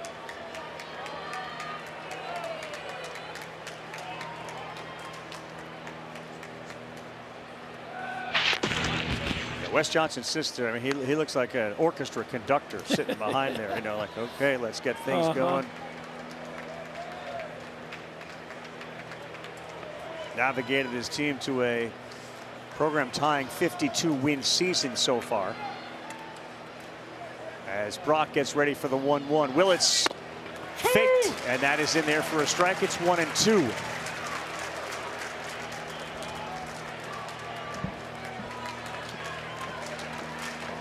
So Mercurius stretching, anticipating very much to go out there for the 7th inning. Next one to Brock. He chases, and Aoki calmly picks up another strikeout. That's his 4th, and all have come in the last couple of innings. It seems like the vast majority have come on that pitch, too. It is, you know, the OU approach, try to force it up, which is easy to see, and you can see that release where he just kicks that middle finger off, and it gives us that movement that looks more like a split, as a bunch it down right at the last minute. Gyros a little bit to get even more sink as it goes to home plate. Now back-to-back punch outs. And now Desan Harris. 0 for 2. Strike 1. For people that are watching and see that, yeah, it looks like a splitter or knuckleball. How hard is that to throw?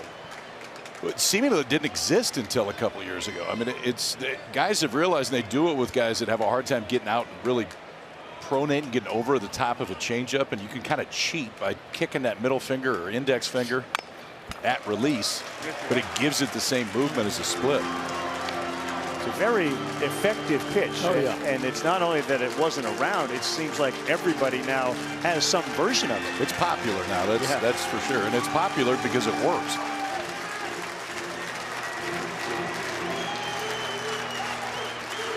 Dogs fans, they want to get back up, and they want it only to be 4-2. The next one to Harris. On the ground, right at the first baseman. Hudson is there to smother. Couple of strikeouts. They work around a single. Okay, boys, we're going to the 7th, and it is Xander Mercurius heading back out there to take the ball and get on the bump. His brother LJ, he may be called on soon to come on in relief.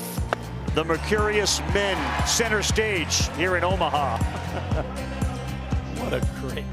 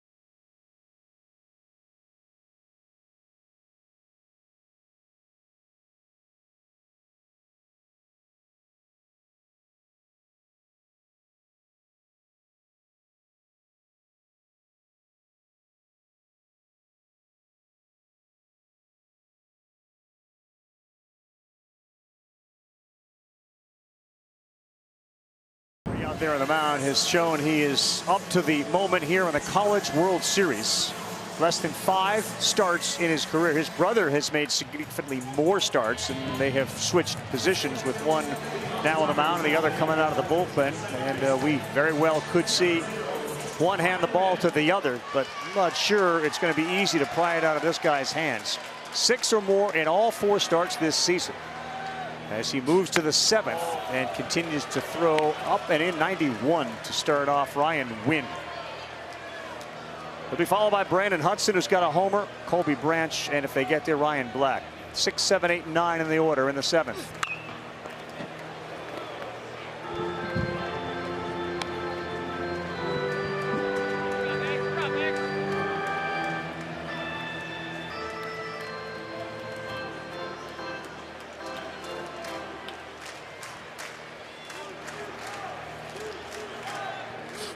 That's high, 2-1. LJ Mercurius has made 19 appearances, and 12 of those were starts. He threw a complete game. His ERA is 4.83 and 72 2/3.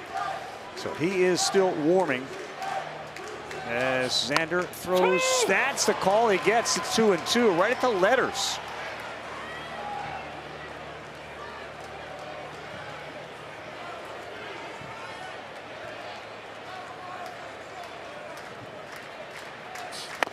Right by him. Boy, down a perfect location as he works up and down and picks up strikeout number 8. Well, he found a little bit more velo, too, because the earlier fastballs in the count were 91, 92. Then when he needed it, reaches back, goes 94, bottom part of that zone.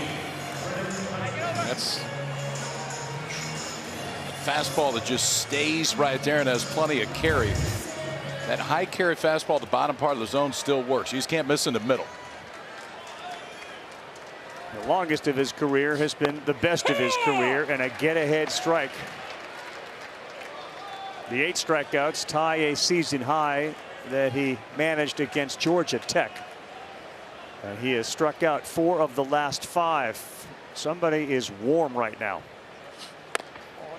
Outside of Hudson.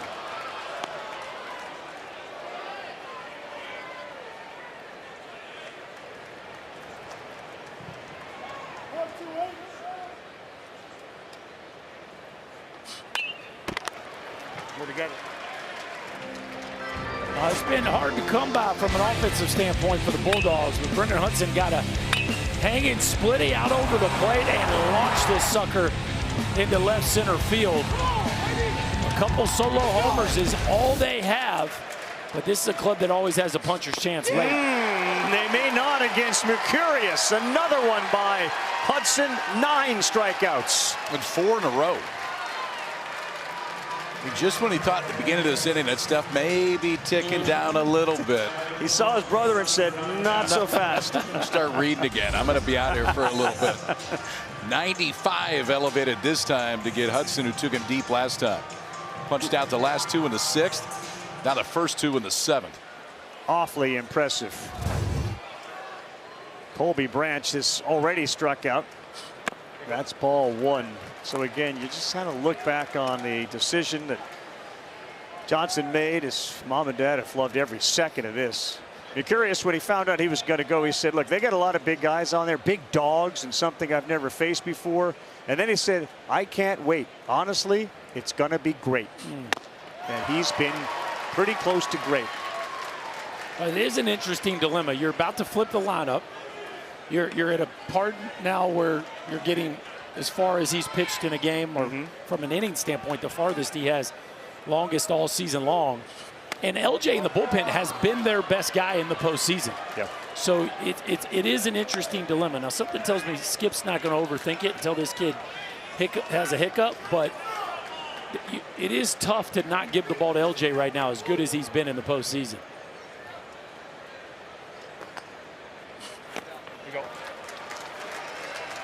3 balls and 1 strike. He charted the Saturday game in which Court Rager was so incredible, and he was really impressed with Rager, another freshman, and how he was composed on the mound as he was watching him while charting. 3-1, not afraid, 3-2.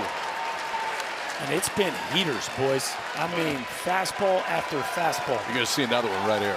And usually what he's done here lately, 93, this could be the 95. Yeah, it was 94, but it was down. That's a walk, and it brings the tying run to the plate in the 9-hole hitter, Ryan Black.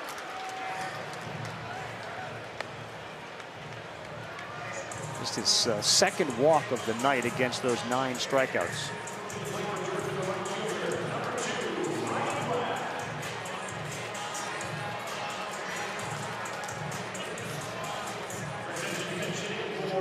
Looks like they're going to pinch hit for Ryan Black. Oriach.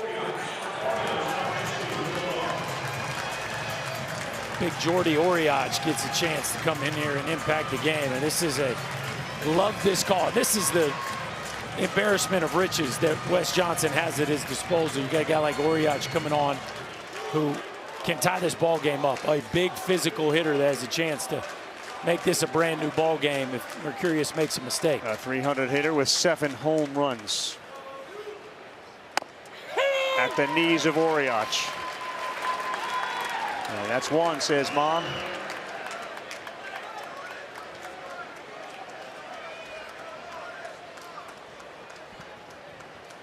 May 11th came off the bench, 2 homers. Oriach got one a hit there, but no, it's 0-2.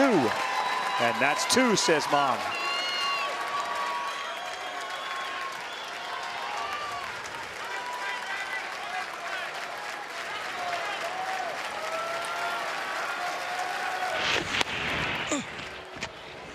So often swing pass just tells you enough. And now take that fastball and push it up in the zone. You got to dare Oriach not to swing at it up there. 9 strikeouts. One more here will be 10. He got jammed. Boy, good location again. There was no way for the big fella to get those arms extended.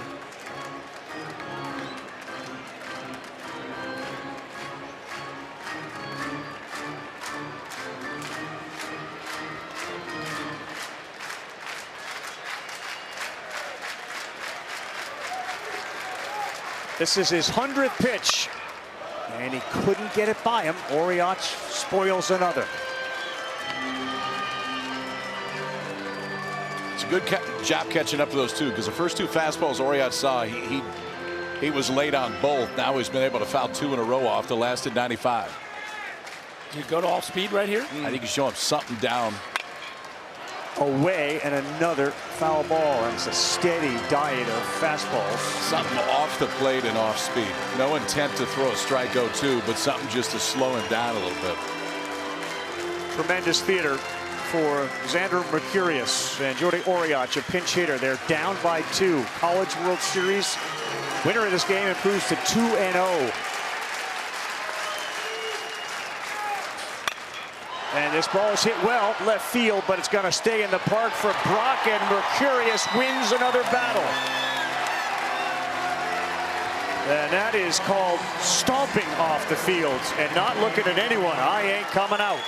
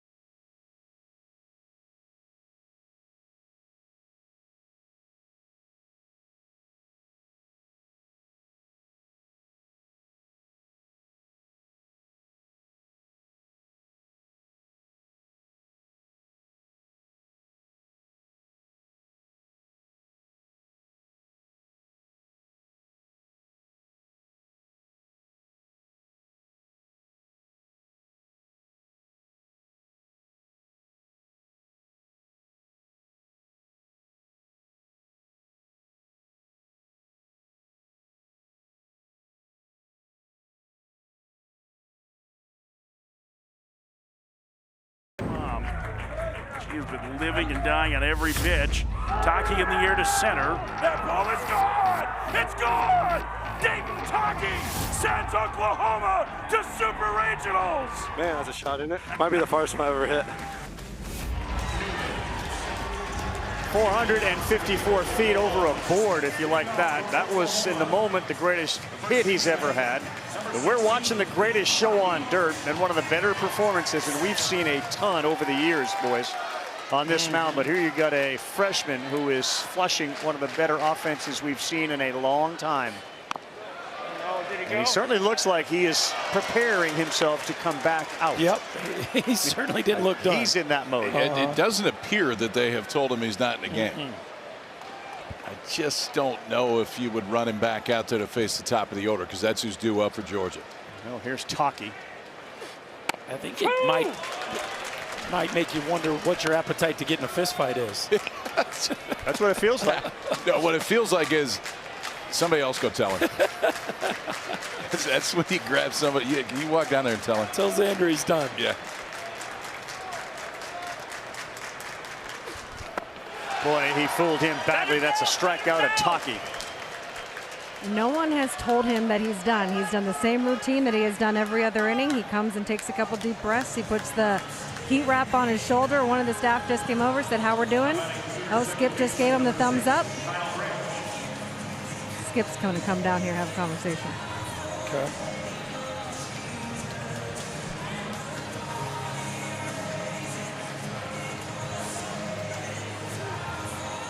KP, would he tell him, "Hey man, it's your game still, but if somebody gets on, we're going to get you"? Would he tell him that, or does that put too much pressure on him at this point? I don't think he would say it in that spot. I think he's just checking to make sure there's some in the tank. And I can tell you this: if they cut half his arm off, he'd still tell him he's ready to go. Yeah. There's no way he's saying, "Take me out of the game." Well, you love the competitiveness, don't you? I mean, you love a fight. Well, and there becomes the balance between coach and player. Is yes, that's what you want. You want the guy that looks you in the eye and says, "You're not taking me out of this game." What are your eyes telling you? And I think that's going to be the biggest thing if he heads back out there for the 8th, because you're facing some dudes. Is the 1-run game versus 2-run game versus 3-run change you're thinking? I think it does a little bit, but you are facing a team that as soon as somebody gets on, everybody in the lineup can tie it up, right? And DJ is up second. He has had a ton of success against him tonight, but it's still the most dangerous hitter in college baseball. And so it just takes one. This is why these head coaches get paid the big bucks. 2-1, got a call on a close one. That's a little high, 3-1, and Aoki may be tiring a little bit, as he started to get close to 100 pitches. The other thing that could change the equation, Oklahoma scores a couple more runs. Top of the order is due up after Kyle Branch. There's one out. That ball is tagged. Whew. Okay. 3-2.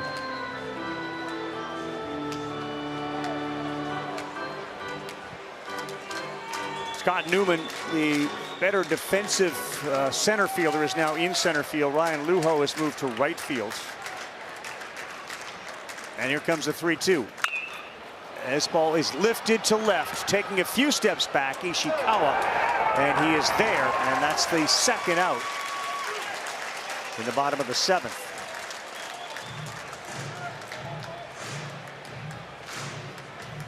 And now for the 4th time, Aoki is going to face Jason Walk, who has got him twice, double and a single.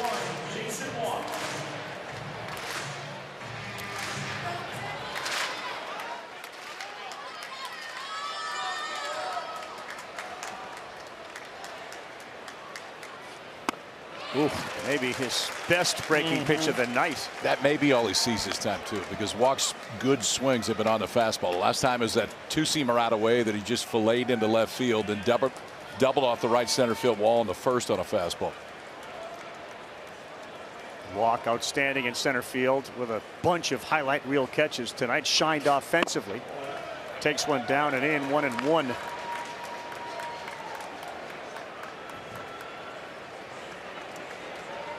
Mark Armento, our researcher, brings up a good point. Just you got to go back to that first inning and how that error looms large in this game. When Aoki went for a pick and Ryan Wynn apparently wasn't ready for it. He missed down there, 2-1. Nope. Thought bubble not coming out.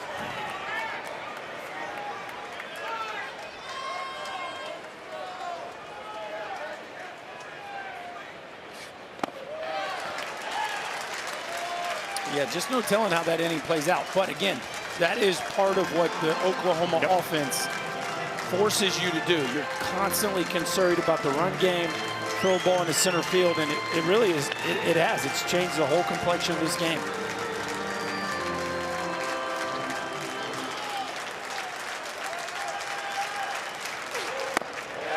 Ooh.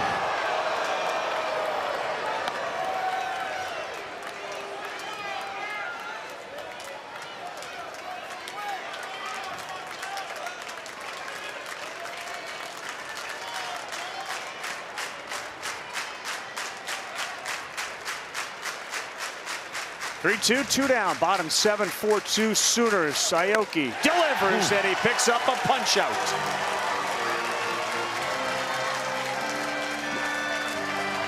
Well, it gets no better than this. Xander Mercurius going back to the mound against the best offense in college baseball.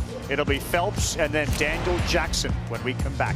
Tonight I'm shaking off my yesterdays. Trouble comes but never stays.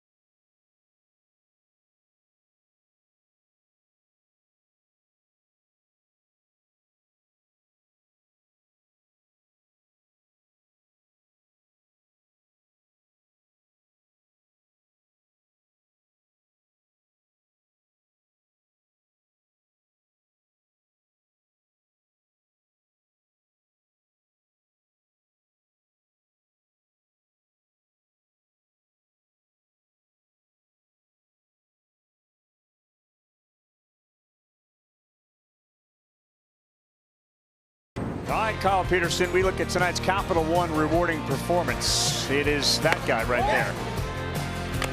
He's gotten better as the season goes on, but what he hasn't done is started a whole lot. Just the 4th career start for the freshman, Xander Mercurius, and we saw right away that he wasn't scared of the moment. Has gone after the most powerful offense in college baseball tonight, and now walks out there in the 8th inning with a 2-run lead. 102 strikeouts for Mercurius tonight. 9 strikeouts and 102 pitches. Phelps got jammed on one. Johnson is up, throws a seed over to first. That'd be a really, really good night. That would be a record. I mean, that would be spectacular. This is more pitches than he's thrown all year, though. Here are some really great notes that both Jeremy Mills and Lee Singer, our researchers, have provided. The last College World Series game where both starting pitchers threw 7 innings or more was game 13 in 2023 with a couple of guys you may have heard of, Rhett Lauder and Paul Skeens. Remember that one. That's what these two guys are doing. Here's Jackson down by 2. Challenged him, and this ball is launched to left field. And it is way out of here. Woo!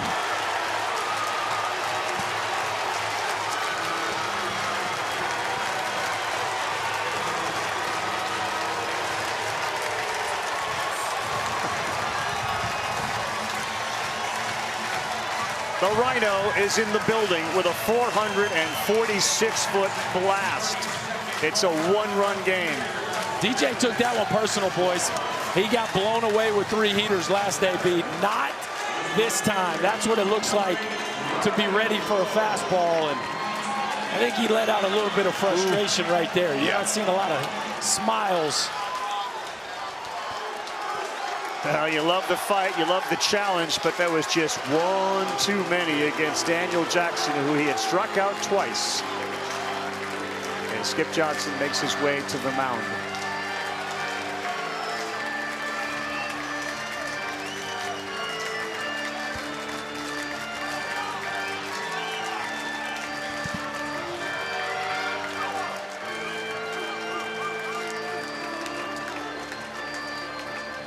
Xander will not be handing the ball to his brother. But he's going to get a hell of an ovation when he comes off this field for what he just did. 3 solo homers were it.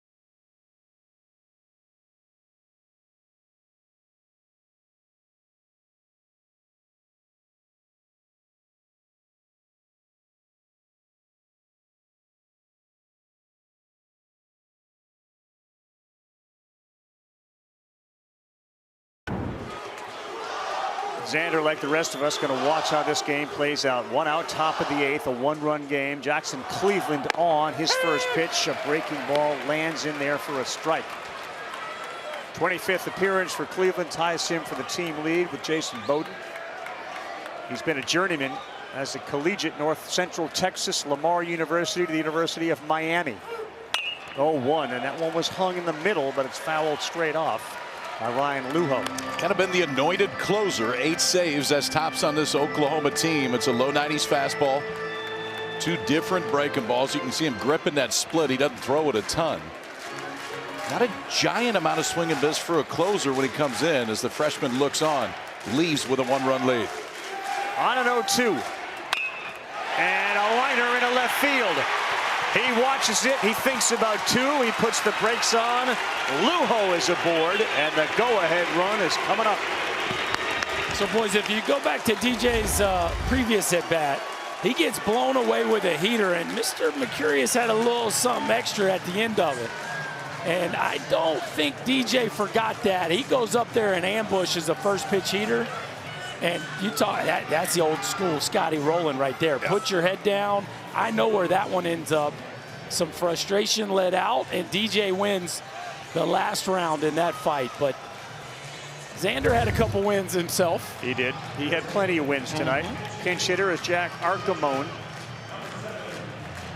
449 for Langford, man. 447 since 2023. Mentioned the number of comebacks that we've seen from the Bulldogs. And Archimone, who's got 4 homers, hits .321, steps in.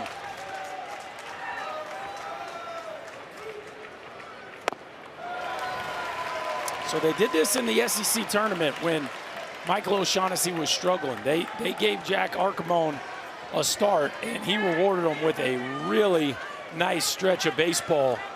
So even though he hasn't played a ton this year, he has been up in big moments. Good take for the kid from Trumbull, Connecticut, a Northeast player down in the Southeastern Conference. Archimone bats with Luho on first.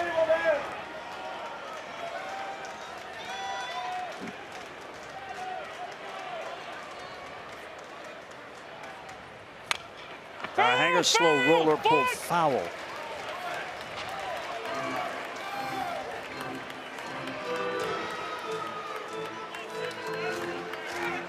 Not too often in the 8th inning of a College World Series 1-0 game do you see a skipper pinch hit for his cleanup hitter. But Wes Johnson is just not scared. Pinch hit a left-hander for a left-hander. It wasn't like they were playing matchup here. They already had it. A little gut feel here for that guy.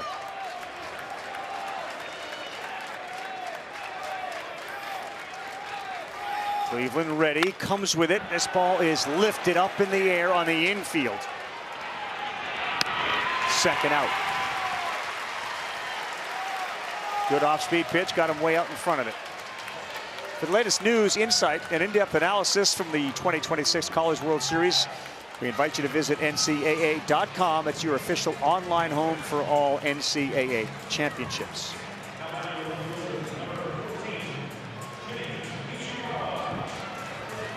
Now Ishikawa. Lujo's got 13 stolen bases. This is a terrific bat-to-ball guy. Mercurius struck him out the last time. Ishikawa had a single and a homer his first time up, and he looks at a strike one.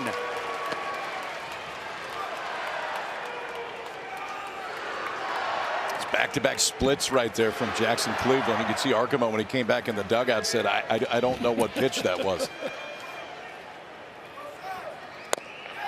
Perfect location, 0-2.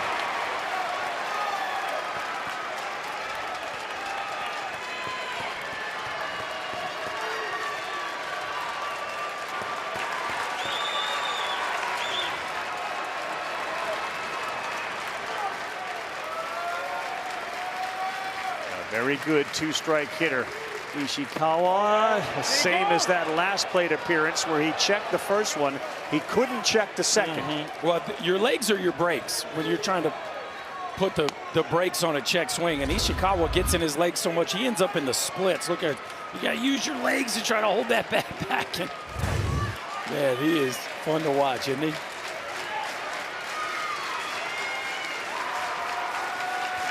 Cleveland trying to get out of here. Down.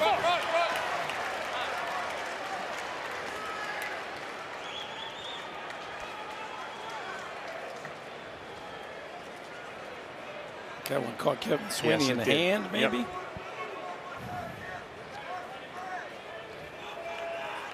So he took a walk to kind of give himself a little break. I think I may have caught him on the left hand. He's flexing it.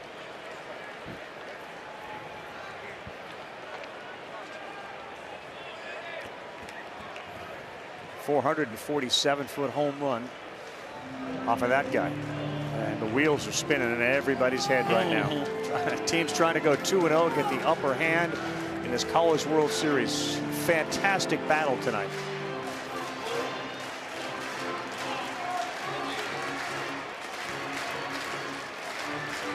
In one of the best offenses in college baseball from Jump Street all season long. And Ishikawa has been one of the better hitters on this team.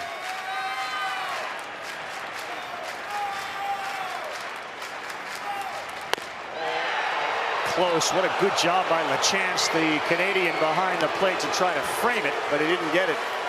Now back to the split. You would think. I think they're trying to elevate fastball right there for two reasons. One, see if he can get some chase, but two, elevate the eyes a little bit. He has leaned on that split since he's come in. The outfield is very deep. Next one. That's too high. It gets by. And to second and staying there. A recovery by LaChance. Lujo looked, but he is staying at second. And that was the split, and that one just squirted out of his hand. Yeah, I think that's one of those two. You try to throw the daylights out of it, and it just slips out of your fingers when you go. And that it's not easy for a catcher to catch because you don't catch that pitch very often. That's the one that flutters on them when they get. You can see release and that side-to-side split spin. It's just not a spot that LaChance has to go try to corral one very often. I don't know how you can see this, or if you peek him when you're running, you got to tell me. But if Lujo saw it and was full speed, he had a chance. Yes, he did. Do you take that chance there? Probably not. Probably not with 2 outs. No. which sets the stage for Ryan Wynn, who is 1 for 3 with a double. He is one of the better hitters on the team with runners in scoring position with a .419 average, 18 for 43. In fact, he is the best by average hitter on this team with runners in scoring position. Lujo is the tying run at second base.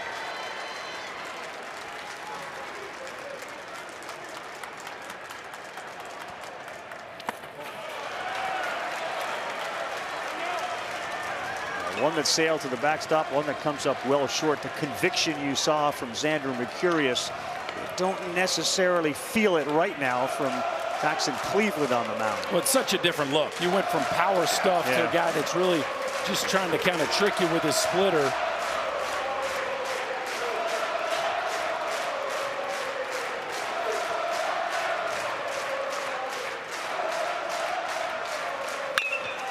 This one is to right. This is deep. Back goes Harris. He's at the track. He stops, and he makes the play to end the threat.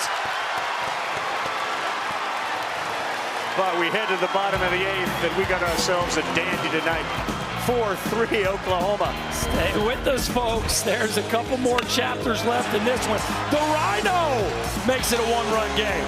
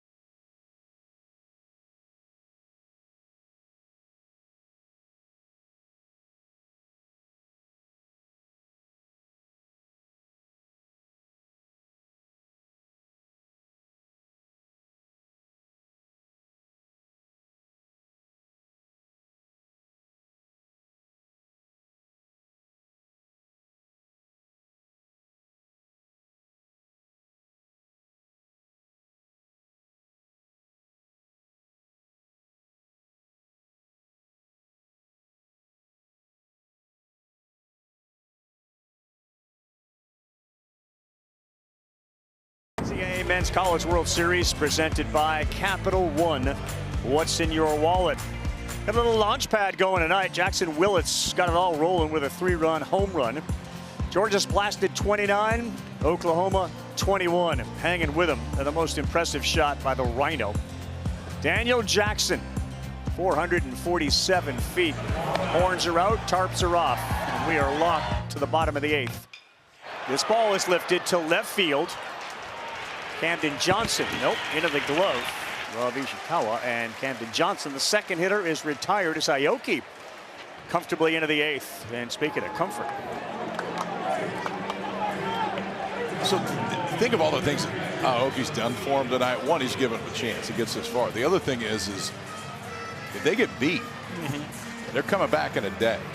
And that bullpen with a day's rest. No, I'm saying they've used 2 pitchers. That's my point. Yeah. That's the bullpen has not thrown a pitch yet in this College World Series. Ball 1 to LaChance. Bottom of the 8th. Oklahoma jumped out to a 3-0 lead. Georgia got 1 back, and they immediately answered to make it 4-1. It was 4-2 in the 5th and 4-3 in the 8th. Big power at the plate in LaChance on a 1-0. It's 2-0.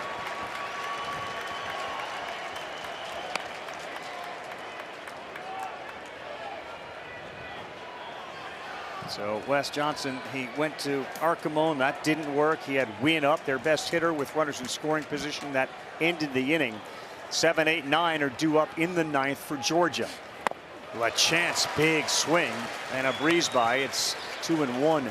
That's been the key to the night for Aoki, is that pitch. Just the ability to throw that kick change when he wants to in any count. And he's got a lot of swing and miss on it.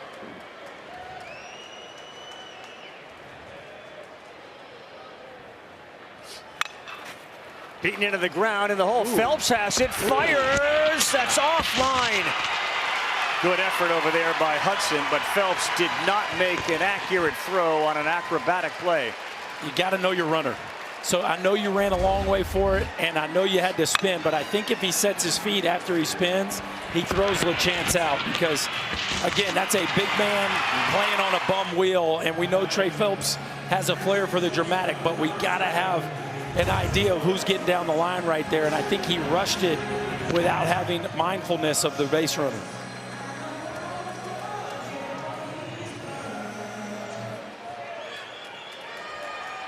And now the dangerous Jackson Willits, a homer and a single tonight.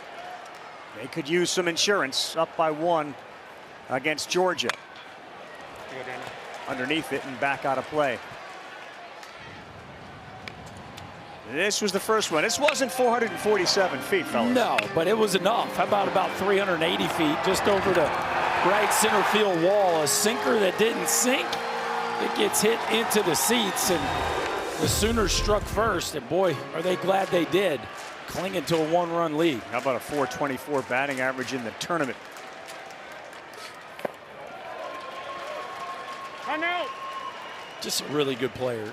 Maybe not the budding superstar that his younger brother Eli appears to be, but it would not shock me in the least if Jackson Willits becomes a really nice player at the professional level. He checks all the boxes. Switch hitter, hits the best pitching. You know he can play in the middle of the infield.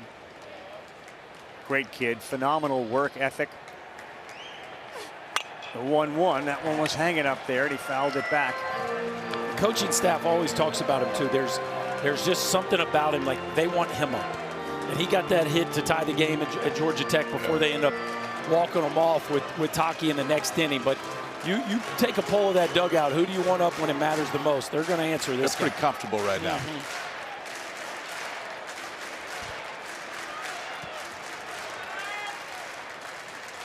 The 1-2. And he hits it line in a corner. It goes. And LaChance on that bum leg will not be able to move. Boy, it was hard to watch him get to second after he ran hard to first. But another big hit for Willits, his third of the night. It's first and second. I'm just a little surprised with pitch selection right there. I mean, they go fastball and it's center cut. I mean, obviously it's a much easier pitch for Willits to handle right there. But that kick change has been so good, and you know, with LaChance, you're not taking any chances right there. Just put the brakes on, stand at second base. But OU's got something going here in the 8th. Does Skip Johnson think at all about pinch running? You do have Brendan Brock, another great catcher on your roster. And, you know, you are already have the lead, right? So you put a pinch runner in at second base, you potentially go up 2, and you play the best defense you have left with Brock behind the plate and put somebody that can run out and left. It's certainly a thought. And how much longer does Wes leave Aoki in with 114 pitch on the way? Gets away. LaChance cannot take that chance. And he retreats to second, but it's 2-0.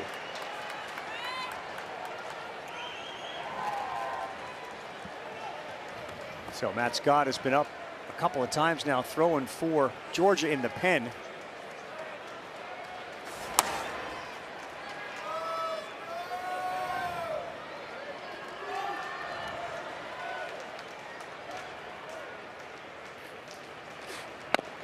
That one has landed.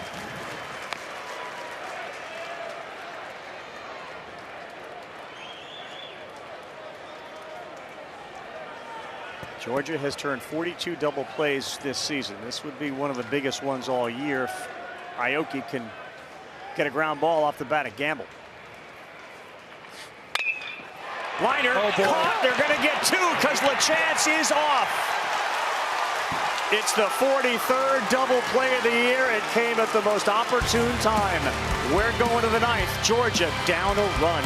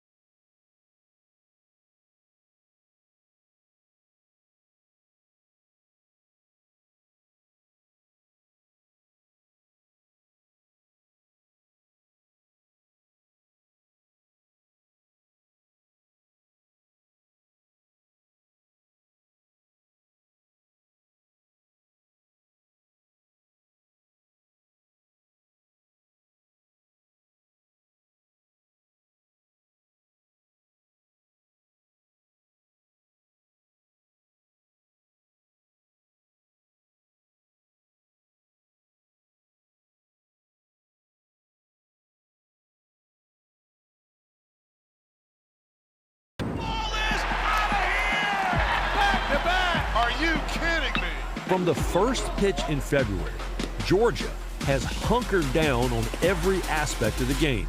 A homer-bashing season of records. Now, with their big ol' eyes on their first dog pile in 36 years. You can take a big step to a dog pile by starting 2-0 in this World Series. All right, so here's the numbers. 10 wins when trailing by 3 or more. They've come from behind a bunch. They're 3-0, Georgia, in one-run games. Oklahoma 4-1 in one-run games. Hudson, then Branch, then Black. First pitch strike at 84.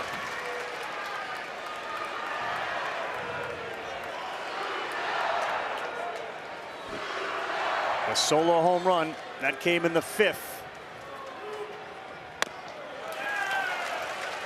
Feels like if you're Georgia, you can pretty much eliminate the fastball right now. I mean, it is off speed. It's changeup, splitter, curveball right there. The fastball's been more show me to this point as opposed to anything that he's trying to get somebody out with. 2-1.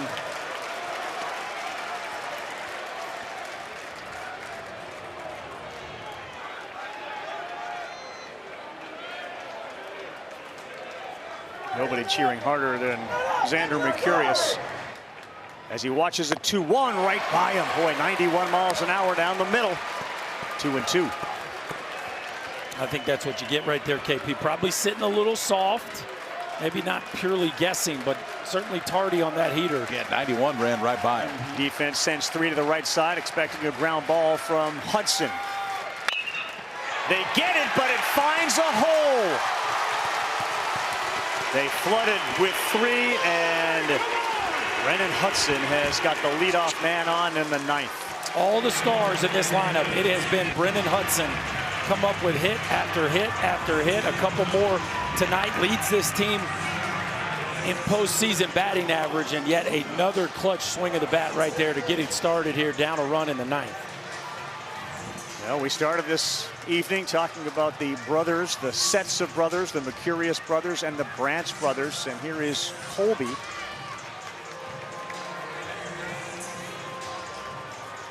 The Branch parents, obviously with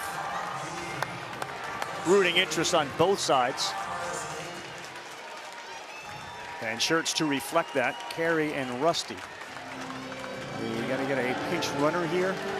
Yeah, it looks like it.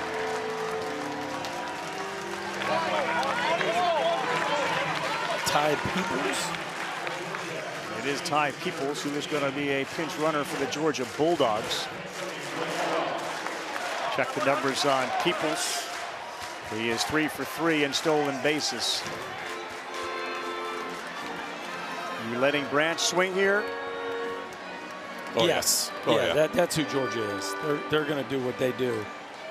Yeah, they got 2 sack bunts all year. I don't think they're going to get their 3rd one here. So Peoples with the lead at first. Not going. Strike 1.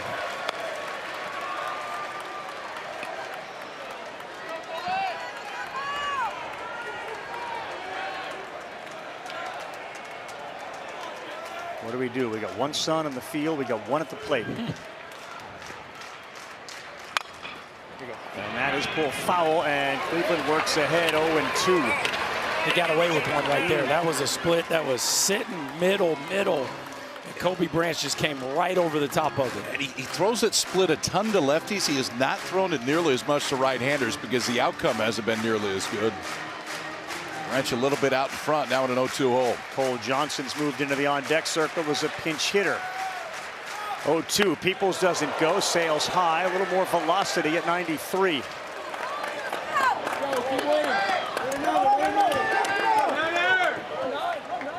There's some power in Branch's bat, 19 home runs, 18 doubles, 58 runs batted in. Another one that was hung and nearly got him on that left elbow. Gotta be careful. Gotta be careful. I think the mindset was to stick that elbow out a little bit, and he made the right decision just at the last minute to peel it back.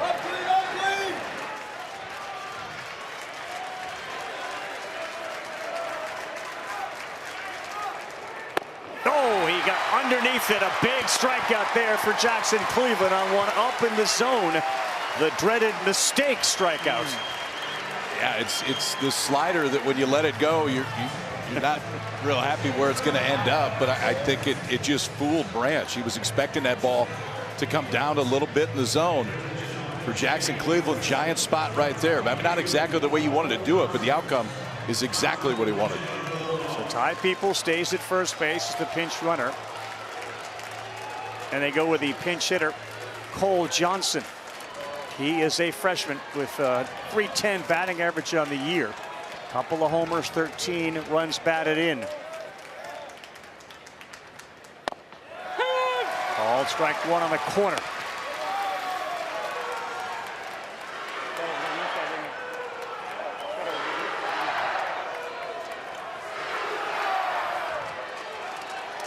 People's in there to steal or just to be the faster runner? They're going to stay put. 0-1, 0-2. Yeah, I don't think they're going to try to force the issue, but they do need somebody who can score on a double.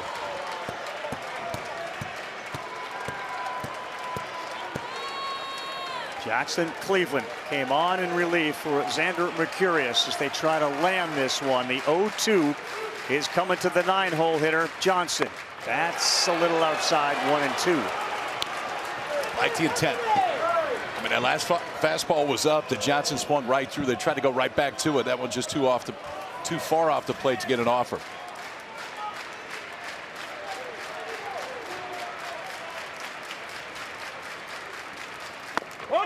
That did get him. He did not stick his arm out. It didn't appear. And now the tying run will move to second base. Did you see any effort to throw your arm in front of that? No, I didn't. For me, live, I just saw him turn it in. Doesn't look like Oklahoma's going to challenge. This just looks like a legit move away from the ball. Yeah, his arm's coming back in closer to the body. And that is a huge miss right there. That's the first time today since Cleveland's come in the ball game that he's thrown 3 straight fastballs. And that last one they missed with.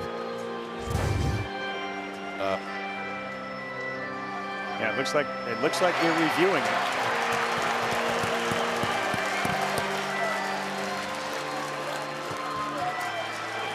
Scott, just to clarify, that this looked like an umpire review as opposed to a challenge. Did you see either one? There's no intent here. Right. This call is going to be confirmed. I did think they challenged it. I didn't see it. I didn't see it. Wouldn't they announce it, Scott, that there's a challenge? Yes. I think they're having a hard time with this microphone. That's the issue. So he may have said it. We may not have heard it. I just didn't see any movement on the Oklahoma dugout. Yeah, I got you. Reason for saying that is if you challenge it and you lose it, I think they're out.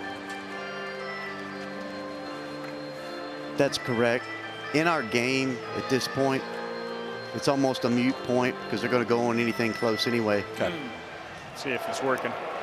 After video review, the call on the field of hit by pitch is confirmed. Oklahoma loses the challenge. They have one remaining.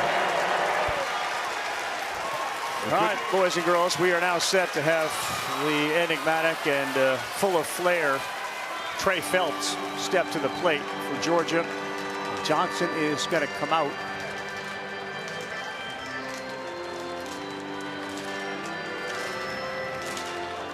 There's nobody moving in that bullpen like they're coming in the ball game right now. So I think this one is still Cleveland's to try to finish.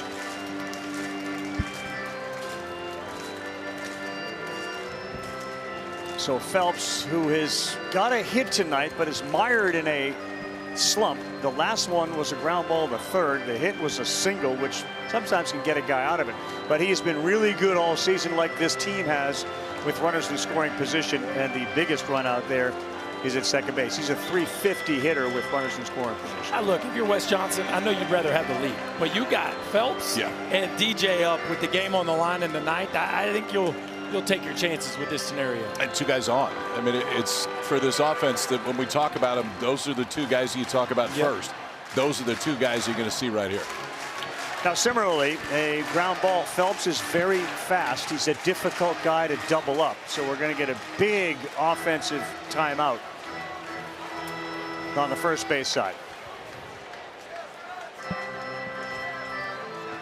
What's the conversation here? They're going.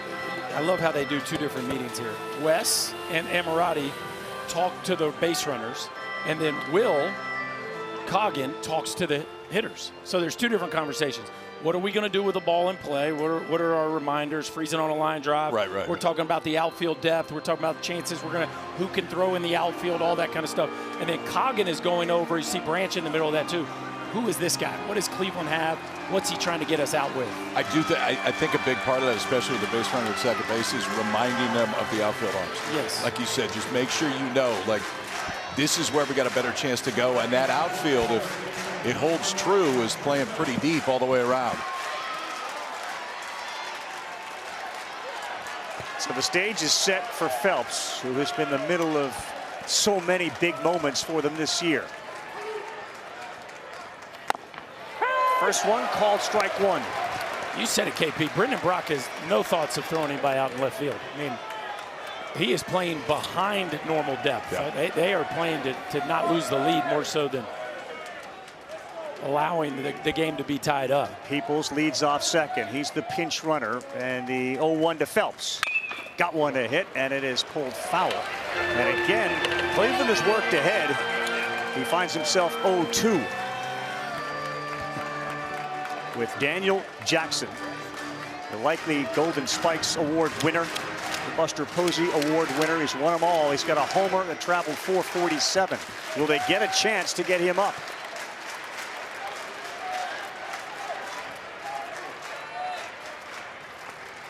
Cleveland's 0-2 strikes Phelps out.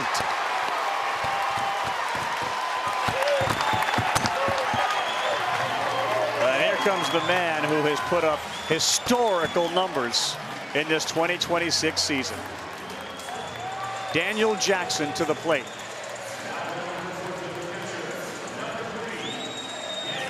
Is this any good? Yeah, this works. Come on now. That last fastball by Cleveland, too, that was his best of the night at 94. His last swing traveled 447 feet. He has 32 homers on the year. And the first pitch in the dirt, People stays at second base.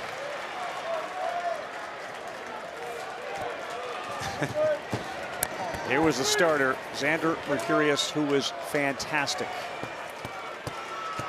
Jackson with 87 runs batted in. He needs one to tie this game up.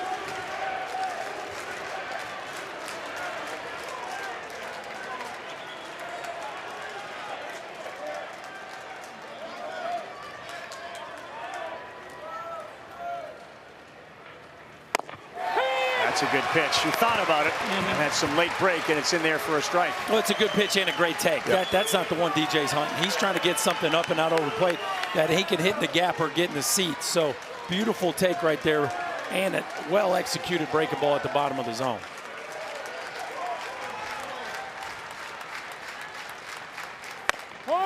Inside, did he go? No, he didn't. It goes 2-1.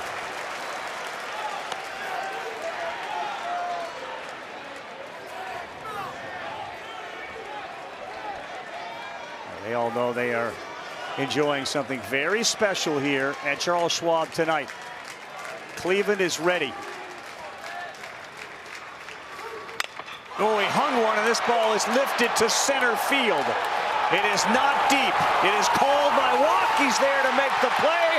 And the Sooners and Mercurius survive and move to 2-0 with a 4-3 win.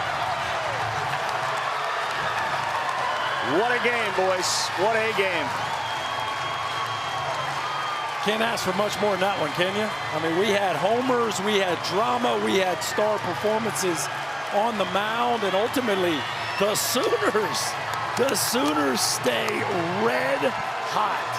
And they do it again with the long ball. They do it again with the long ball and a freshman arm that did some things tonight that was never done in his career.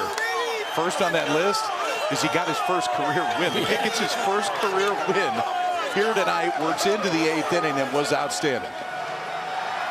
A 9-0 win over Alabama, which was their 7th shutout of the season, and a 1-run win over Georgia, 4-3. The other times that they started 2-0, they reached the championship game.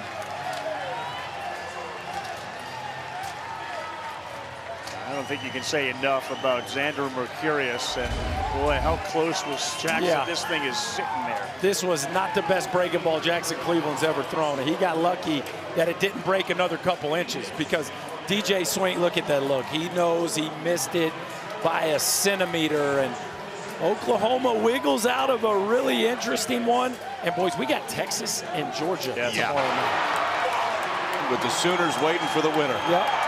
And you got to get them twice. They have to beat Oklahoma twice. Going to have to beat Carolina twice.